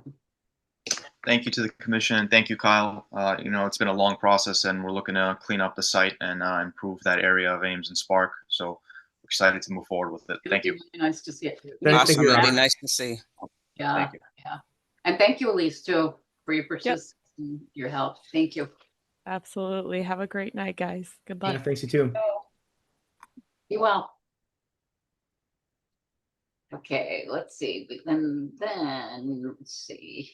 The continuations were 7 and 8. The next one is 9:30 Intervale. Yes, Madam Chair, there are several people here, including the commission's consultant from Weston and Sampson, that are here to discuss this project. Another quick preamble, this has gone through several rounds of review. Weston and Sampson has done the review for the commission, and at this point, all outstanding comments have been addressed. So everyone's here to discuss the project with the commission, answer any remaining questions, and the hope, I think, is to receive an order of conditions at tonight's meeting. So, Ms. Cripps, you're here representing the applicant, is that correct? Hi, yes, me and Ed Jacobs. Okay, hi, Mr. Jacobs. Could either of you give a very quick overview of the project itself? And then perhaps Ms. Summers could then speak? Yeah, sure. This has been in front of the board for a while, as you know. Pretty similar to the previous project. Our client has been through zoning and gotten approval for 28 apartments here. This is a project that we brought before the board a few years back. It got full approval from all the boards, zoning, planning, conservation. Unfortunately, that project went belly up and the permits all expired. So we started over. The footprint is basically exactly the same as the previous approval. This is for veterans housing. There'll be 28 one-bedroom apartments. It's a 3-story building. There's classrooms as along with the apartments. So the idea is to house veterans here, educate them, give them counseling and all that. And it's really going to be a boon for the veterans in the Brockton area. We have, quite a few issues, as it relates to the wetlands. As you can see, it abuts Trout Brook right before it goes into that long channel that goes onto Ames Street. There's some floodplain. There's a few different wetlands resources, but as Kyle mentioned, we've been going back and forth with Weston and Sampson. We've addressed all their issues, and I hope we can get an approval for an order of conditions tonight. Thank you. Ms. Cripps? I'm sorry. Who was it that was going to be speaking for Sampson? Weston and Sampson? Yeah. Yeah, that would be me. Hi, everyone. Oh, there you are, Rihanna. Thank you. Hi. Hi, I'm Rihanna Summers from Weston and Sampson. I did the peer review for this project with my colleague James Pearson. I did the wetlands or the NOI review portion, and my colleague did the stormwater peer review. And yeah, I have a few slides that I could just run through if it's helpful. We definitely don't need to, but I just kind of summarized like the comments that we had and how they were addressed. But as Kyle and the applicant noted, we've had a number of kind of back and forth. We met with the applicant and the representative a few weeks back. And yeah, we feel that all of the comments have been addressed, but if it's helpful, I can give kind of a summary of what the comments were and how they were addressed. I think that would be really appreciated by the commission. Thank you. Sure. I'm just going to share my screen. Here we go. All right. So we reviewed a number of materials from the applicant, including the notice of intent, the wetland delineation memo that was prepared by ERC, the site development plans, which have been revised a couple of times since September. We also reviewed the stormwater report and drainage calculations that originally dated in September and revised as recently as June 28th. We also reviewed a number of peer review response to comment letters from the applicant's representative, PMP Consulting, as well as Environmental Consulting and Restoration, who did the delineation for the project. And we also reviewed a compliance memo where PMP just discussed kind of the project's compliance with the performance standards for riverfront area and BLSF.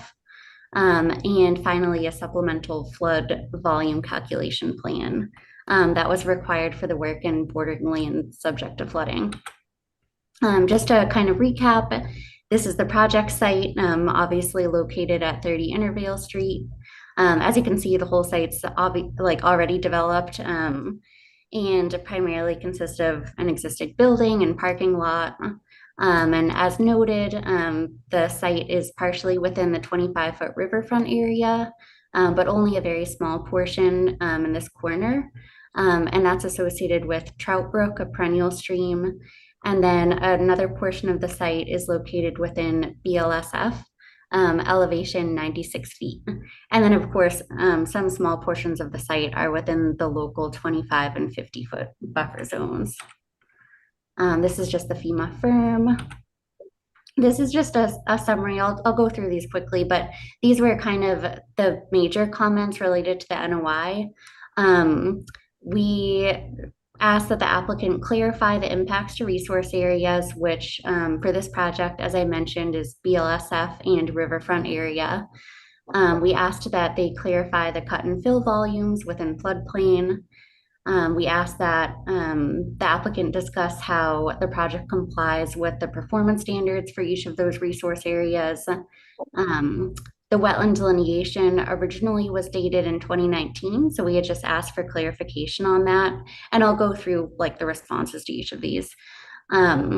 We had noted that the filing fee that was included didn't initially include the riverfront area like multiplier. We noted that they should include the local 25 and 50-foot buffer zones. We had a comment about there were some plantings that weren't native at first that were proposed in buffer zone. We just recommended if the commission choose to do so that those should all be native. And then lastly, we just had a minor tweak that we suggested to one of the bank flag locations based on our site visit. And then in terms of how each comment was addressed, so for the impacts to BLSF and riverfront, the applicant clarified all of those. There will be 388 square feet of impacts to riverfront area, and that actually includes removal of existing pavement and replacement with green space. And then in terms of the work in floodplain, that will be 3,720 square feet of impacts, and those impacts have been quantified and added to the plans. The applicant has also included a cut and fill plan, and they've clarified that there will be a net cut within the floodplain, so there won't be any fill below that elevation 96 feet. Kind of touching on the performance standards for those resource areas, the applicant included a discussion of how the project will comply with those requirements. Work within BLSF, like I said, includes removal of pavement, the majority of these existing parking lot and replacement of this area with green space and landscaping, and a small portion of the pavement will be resurfaced with minor grading. But as I noted, there will be a net cut within floodplain, so they'll comply with those performance standards. And in terms of riverfront area work, this will ultimately result in a decrease in impervious area. And there will be an overall improvement of stormwater conditions within riverfront. So we felt that that complied with the performance standards. In terms of the date of the delineation, it was originally conducted in 2019, but The applicant's consultant confirmed that these areas were reflagged in September 2024. So those boundaries are valid. The filing fees were adjusted, so that additional multiplier fee for the riverfront area was submitted to the Conservation Commission and DEP. And the local 25 and 50-foot buffers have been added to the plans. Lastly, we had this note about how the commission may wish to require that all plantings within their jurisdiction be native. So that's just one comment that we have, but obviously we would defer to the commission. And lastly, that one bank flag that we recommended be moved a couple feet was revised on the plans. And then in terms of stormwater comments, there were really just two comments. And like I said, both of them we feel have been addressed. But just to briefly go over them, the first one had to do with the local stormwater management manual in Brockton and related to the structural practices for water quality standard. So structural BMPs must be designed to remove 80% of the average annual post-development TSS. And our comment was that, or my colleague's comment was that the applicant initially proposed a 10% TSS removal via a vegetated filter strip. And he had recommended that the applicant assess additional alternatives. And then ultimately the applicant has revised the plans to provide a porous interlocking concrete paver area within the parking stalls on the north side of the parking lot. And they've revised the grading to allow for a significant portion of the new pavement to drain towards it. So ultimately, we feel that this appears to be a reasonable approach to promote TSS removal to the maximum extent practicable as a redevelopment project. So we feel that that comment has been addressed. And similarly is the water quality volume standard under the local stormwater management requirements. At first, our comment was that the applicant's project falls under the classification of redevelopment, but we felt that the applicant should provide an analysis to demonstrate compliance with the standard, as the original BMPs didn't appear sufficient. And then ultimately, the engineer revised the plans to incorporate that porous interlocking concrete paver area. And they also provided a calculation with it that shows that this will provide the required retention volume to meet this standard. So we feel that this comment has also been addressed. And based on that, we feel that all of our comments have been addressed by the applicant. And like, we're happy to take any questions from the commission. I did include some recommended special conditions if the commission does choose to vote to issue the order. Which I can also come back to if I don't know if the commission has questions or wants to discuss, but that was all I had. And I'm happy to take any questions if there are any.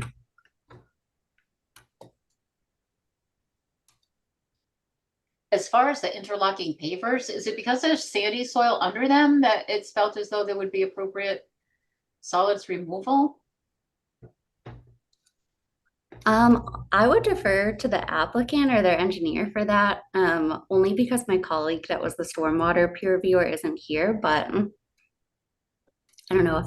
Yeah, Madam Chair, so there'll be sand engineered soils underneath the pavers to handle the stormwater. So what happens is it drains through the paving blocks into the engineered sand below. There'll be 3 feet of that sand. So what happened was, where all the stormwater was running off, we proposed to build a swale and have engineered soils down there in our rain garden down at the end of the parking. So the peer review was saying that if we could dig up the parking lot there, then we should be able to dig the parking lot up down to 3 feet in that other area for the pavers and put engineered soil in there to help with the stormwater. So that's what we did. Okay. And Kyle, do you have anything that you'd like to add, or? before we go to the Not commissioner? really as far as the peer review process and all of the comments, but when and if the commission wants to circle back around to the recommended special conditions, I do have some comments there. You weren't there? Okay. Okay. Commissioners, do you have any questions for Ms. Summers or for Mr. Jacobs? I do. I just kind of want to, in the report, I don't really see where it carves out the snow storage or snow, like how's that being managed? Yeah, we have snow storage areas on the plan, Sammy.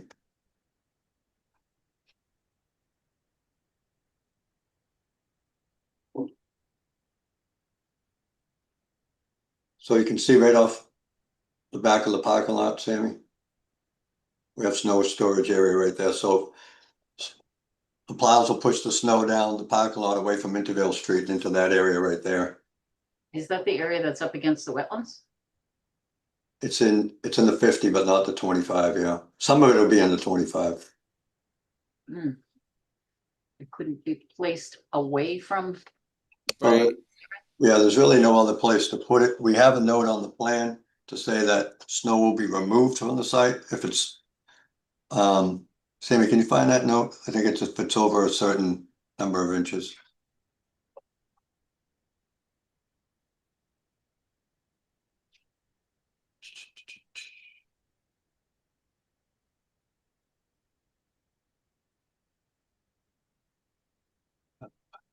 So demolition, here we go, snow removal. Snow will be plowed against the edge of the perimeter curving with accumulations of no more than 18 inches from the curving permitted. Height of the plowed snow will be kept at 30 inches or less along the street lines to maintain visibly melting snow from these areas will drain into the proposed on-site stormwater system. Any snow accumulations exceeding the amounts will be removed from the site and properly disposed of off-site. It's a very tight site. There's not really much room.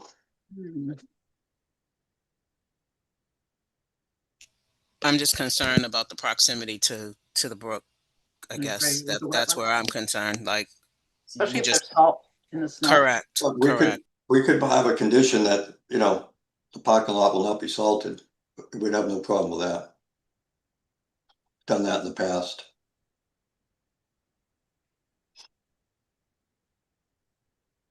Even the accumulation of things that are dripping off of the bottoms of the cars and all of that. Well, that's what the solids will take care of. That's what that swale is for. Sammy, can you go back to the, do we have the drainage plan, Sammy? You see that? Yes. Right off the end of the parking lot, where it says 94, 9536, Sammy? Yeah. Right before that, there's a proposed 12-inch stone diaphragm. That's to catch all the solids coming off of the parking lot. Mhm.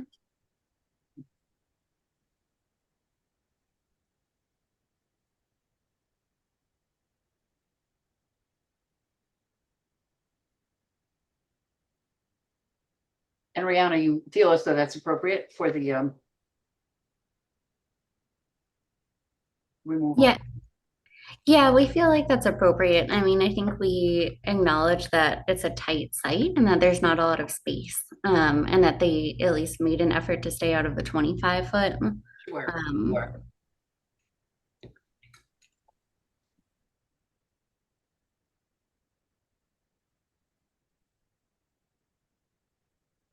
Commissioners, any other questions or comments?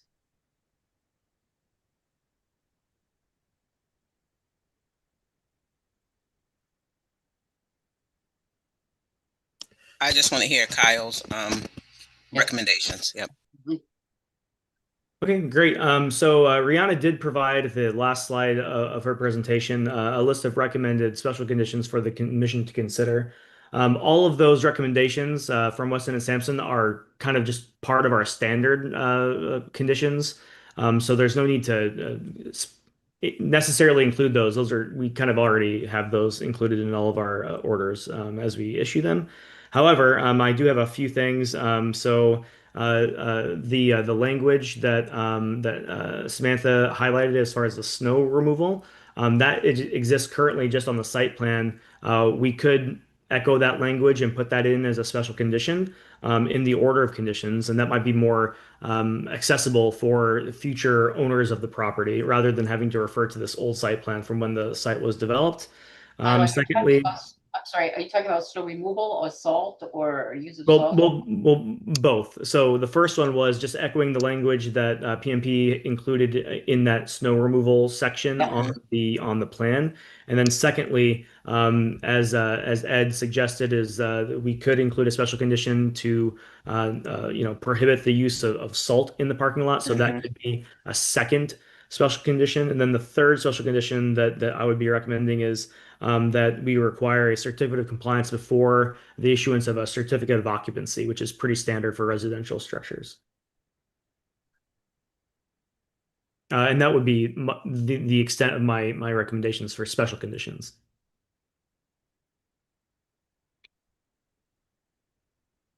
Agree with all three. Agree with all of that, Kyle. Reasonable. Justin, you okay with that? And Sharifa, Lily? Yep, sounds good. I mean, after reviewing too, I mean, that location's tight. There's no way they're gonna put the snow anywhere else anyway. And Peggy? Okay. Is there anyone from the public that wants to speak to this particular application? I don't see any hands raised, Madam Chair. Okay. I think it might be appropriate then to close. If we have a motion to close, perhaps?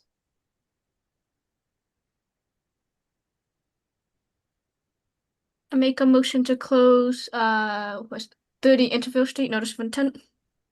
Seconded. I'll second. Okay, the motion's been made and seconded to close the hearing for the notice of intent for 30 Intervale Street. Roll call vote, please. Clay, aye. Curtis, I. Green, aye. Map I. Talbot, aye. And Boris, aye. That motion passes. And the next motion that we might entertain would be up to the commission to issue or not issue an order of conditions for the site.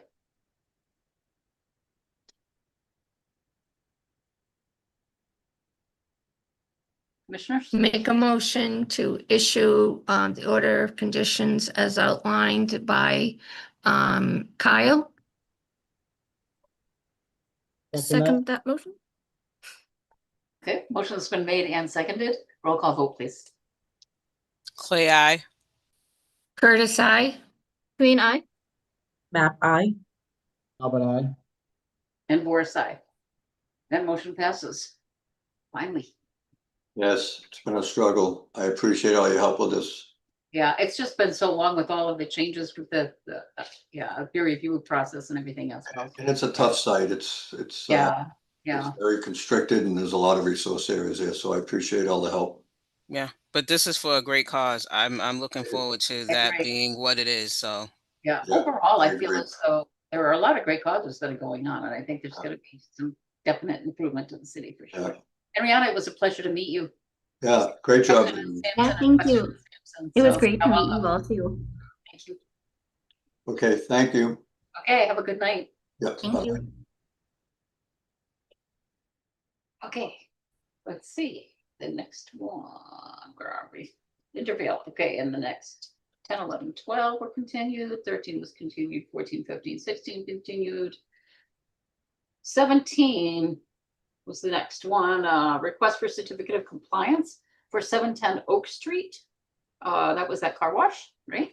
Yes, that is correct, Madam Chair. I've got some photos to share if you are ready. Certainly. So just to refresh the commission's memory, we've been reviewing this site for a certificate of compliance. Really, the only outstanding hangup that the commission's been considering is the site fully stabilized? And specifically, we're looking at the retention basin located to the north end of the car wash. So what I've got here is I got some photos that I took last month, and I'm going to look at those from June, and then we'll look at new photos from July. This specific request for certificate of compliance was submitted to the commission in May, and we've continued for a couple months to allow for either the applicant to reseed the area as was requested after the May meeting, or to allow the area to revegetate kind of naturally and to see if it meets that threshold that the commission is looking for permanent site stabilization. So I'm going to go ahead and share my screen. And again, these are photos from June. This is the large lot area to the south of the car wash by the parking lot for the Walmart. This area looked like just a kind of a mud flat in May. It looks so much better now. I don't think there's a concern with this area in particular, but I just thought I'd show that for the record. This is fine. This is again on the south side of the car wash. The real area of concern is shown here, which is the stormwater basin on the north side of the car wash. And again, this was taken last month. You can obviously see here, I'm going to zoom in a little bit. It is vegetating somewhat naturally through here. There's a lot of dead vegetative material that's down from presumably last year. So there has been growth through here. Again, I do want to mention that after the commission chose not to issue that certificate of compliance in May, I did reach out to the applicant and ask them to reseed this area. It does not appear that the area has been reseeded. However, there has been some revegetation just naturally. So there's one more photo from June that I'd like to share. This is again that same basin on the north side of the car wash. We're looking down the length of this stormwater basin here, and again you can see here right in front of us. There's an area that's just kind of not quite fully vegetated. This is again from last month. We continued to the July meeting. I will now show some photos that I took last week on the 9th of July. And again, this is that field to the south of the lot, which looks great. No problems here, no concerns. But again, we're concerned with this basin at the north end. You can see that it is a slightly greener. We did receive a lot of rain recently, and the grass in the bottom of the basin is doing well, but it is patchy still, and the sides of the basin aren't filled in extremely well. And then this is the other photo from just same position. I'm trying to so we can do kind of a side-by-side comparison. So this is just down the length of the stormwater basin, and again, it's kind of patchy through here.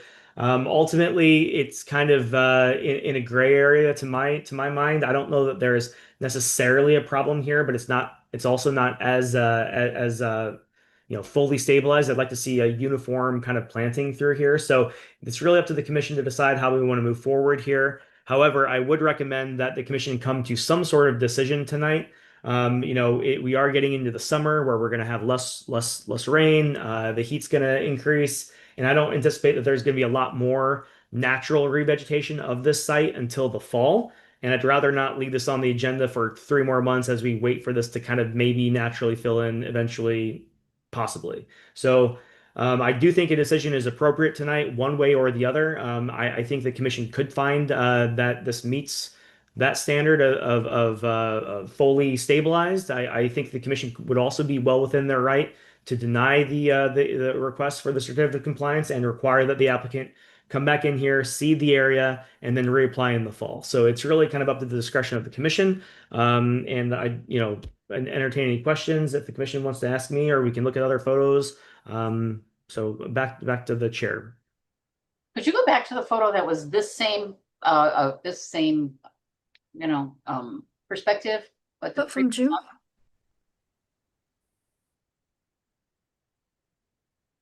Oh, yeah. So would you like it from the month of June? Yeah, June. Yep. Okay. Sorry. Oh, that's okay.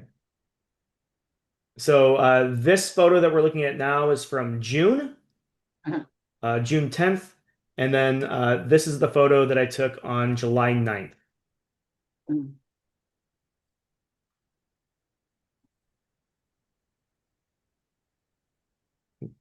We do have a couple hands raised, Madam Chair, from the commission members. Peggy and then Ruby. Okay. You asked them to reseed it and they ignored you. Well, so I don't have this in an email, but I made a phone call to the applicant after the May meeting when we first discussed. This is the second request for certificate of compliance that this applicant has done this year. There was one in January or February. We denied that one for other reasons. So following the May meeting, I made a phone call, asked them to reseat it, and that just never happened. So, take that for what you will. It doesn't sound like they want their certificate of compliance that much if they can't buy a bag of seed and throw it down there. Yeah, and I did recommend, just for the record, in addition to seeding, you do need seed to soil contact for germination. And with this matting of this old dead vegetated material down, it would probably be appropriate to, as you seed, to take a rake or something and kind of work the seed in, or try to remove that dead material to allow better germination. And I did mention that in that phone call in May. I think Ruby, you had your hand up, right? Yes. I just had a question on, if we did not approve the compliance, they could reapply after we gave them the conditions of what we're requiring. Because I feel like if they would have taken the instruction that you provided, even if it didn't completely grow in, we could have did a partial and then just wait for the rest of it to grow in if they had done the steps that you'd asked them to take. But the fact that nothing was done, I don't want to set precedents that we're just giving things away without people not following the instruction of the commission to do things so that we get the right result. Okay, thank you. And just to speak to that, the burden of application for a certificate of compliance is extremely low. It's basically just a letter and plans. And at this point, we're really just looking at the stabilization of this particular stormwater basin. So it would not be a burden on the applicant to have to refile after they address any of the concerns of the commission. There's no cost associated with refiling or anything. No submission fees, no mailings required, nothing like that. Okay. Good. Lily, I think your hand was up next. Looking at the picture with the side, which is a bit concerning, but also I have on my own screen the June, and this is the July one. In my opinion, actually looks a little worse. Now I know we're getting to summer and stuff, so like Kyle was mentioning, we're basically out of the growing season. We're gonna get more heat and stuff, so I don't feel like a lot of natural vegetation is really gonna happen during that time. So I think, having them rake and throw down some seed in the fall when the growing season happens again, and then refiling would make sense. Because honestly, between the June and July, I think the June looked slightly better, and that just makes me think that as the heat continues, it's nothing's really gonna be able to grow. And Justin? So I'm not going to go against the commission. I just want to say, though, that even if they do what they do, at some point next year, if the vegetation dies, it could look like this again in a drought or rain. I agree that they should have probably seeded when we requested it, but they didn't. So the question is that stabilized enough for it to be an effective? No, I understand the question. And I'm going to go with the board. I mean, I just think that it could be like that again next year. That's all. And I do have a comment there, Madam Chair, if I may.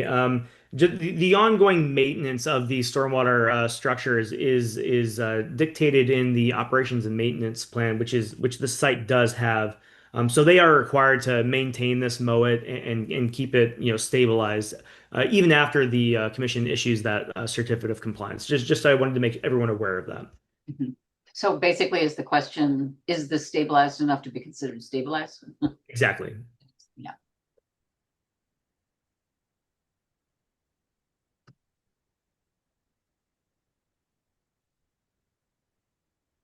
I speak, Madam Chair? Lily, please.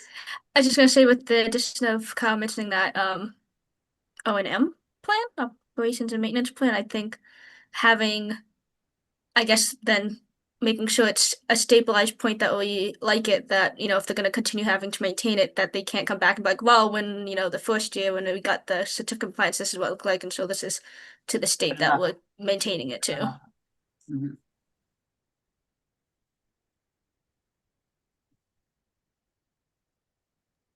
So we deny? Is that right? Yeah, I personally don't feel like that's stabilized. Okay. That would mean that we would deny the certificate of compliance at this time. Is that we'd have to vote for that and then have them come back after another growing season? Is that?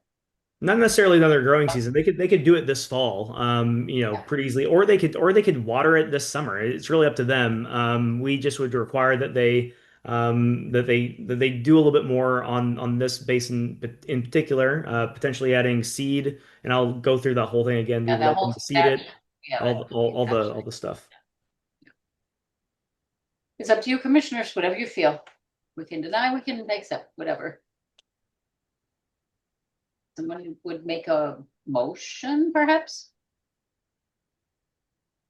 I'll make a motion This- to deny the certificate of compliance for 710 Oak Street. I second that motion. So the motion's been made and seconded to deny the certificate of compliance for 710 Oak Street. Is that with the understanding that would be?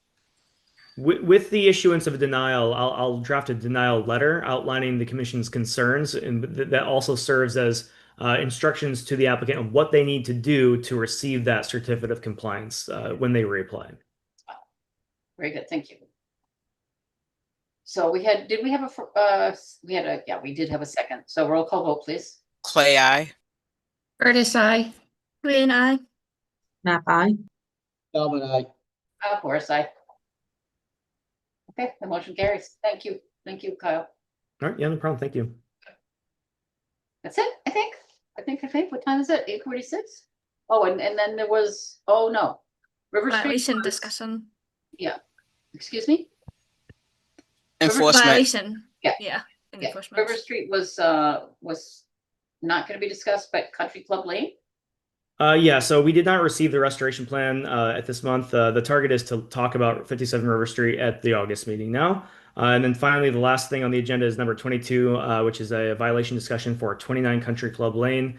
The owner of that property, this is the recipient of the enforcement order, had requested time to talk to the commission to request an extension for like the deadline that we've agreed upon for the submission of a restoration plan for the unpermitted wetland disturbance that occurred on that property. I do not see anyone in the attendees list at this point in the meeting, Madam Chair. So there's no one here to make that appeal to the commission. So I don't know that there's anything to discuss at this point. So will you send out a letter? The property owner was aware of the deadline. They Mhm. asked to be added to the agenda for this meeting to make that appeal to the commission. Right. I conveyed the meeting time and everything to the property owner. Just for the record, the deadline that was agreed upon in March of this year. So a little bit of background. The enforcement order was issued in October of 2024. The property owner initially disputed the authority of the commission to issue that enforcement order.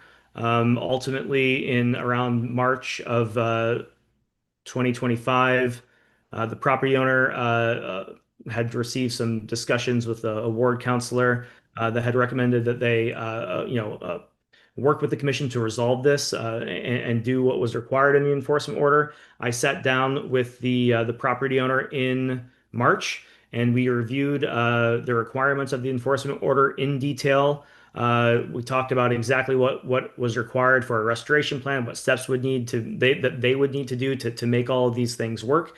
And at that point, we outlined and agreed upon a timeline for that restoration report to be submitted to the commission.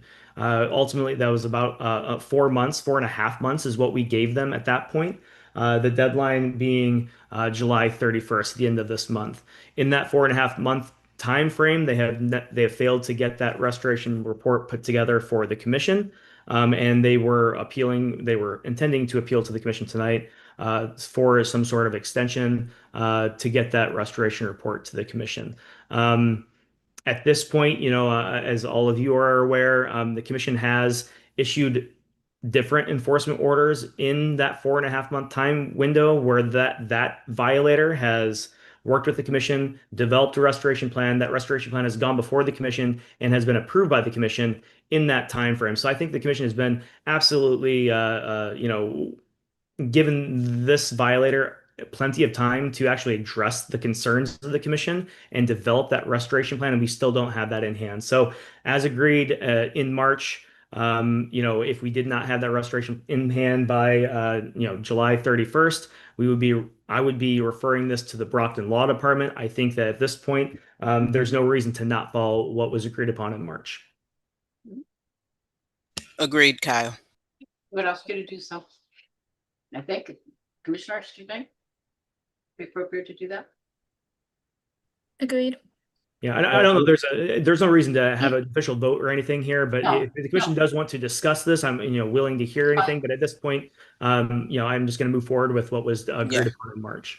Right. I think we should follow through what was originally agreed upon in March, Kyle. 7/31 is approaching. They still have that window. If they do come through with the restoration plan, okay, but we need to Yeah, move and that's forward. what at this point, I agree, Commissioner Clay. I think the violator can continue to work on getting this restoration plan put together, but ultimately there needs to be some sort of deadline here, and if we have to go through the courts to get this restoration done, then that's what we have to do. But we can't just give them another 6-month extension just to be in the same place at the end of the year. I think 4 months is definitely a generous amount of time. It was issued in the springtime when a restoration plan would be ideal to plant. Now we're heading into the end of July when it's going to get dry and hot. And all those things should have been in place beforehand. And the fact that they haven't replied or haven't come before the board to issue a reason, why they couldn't, or whether they have a fall plan in place. I think it's time to refer it to the law department. Good. Well, thank you. It is 8:51. Motion to adjourn, anyone?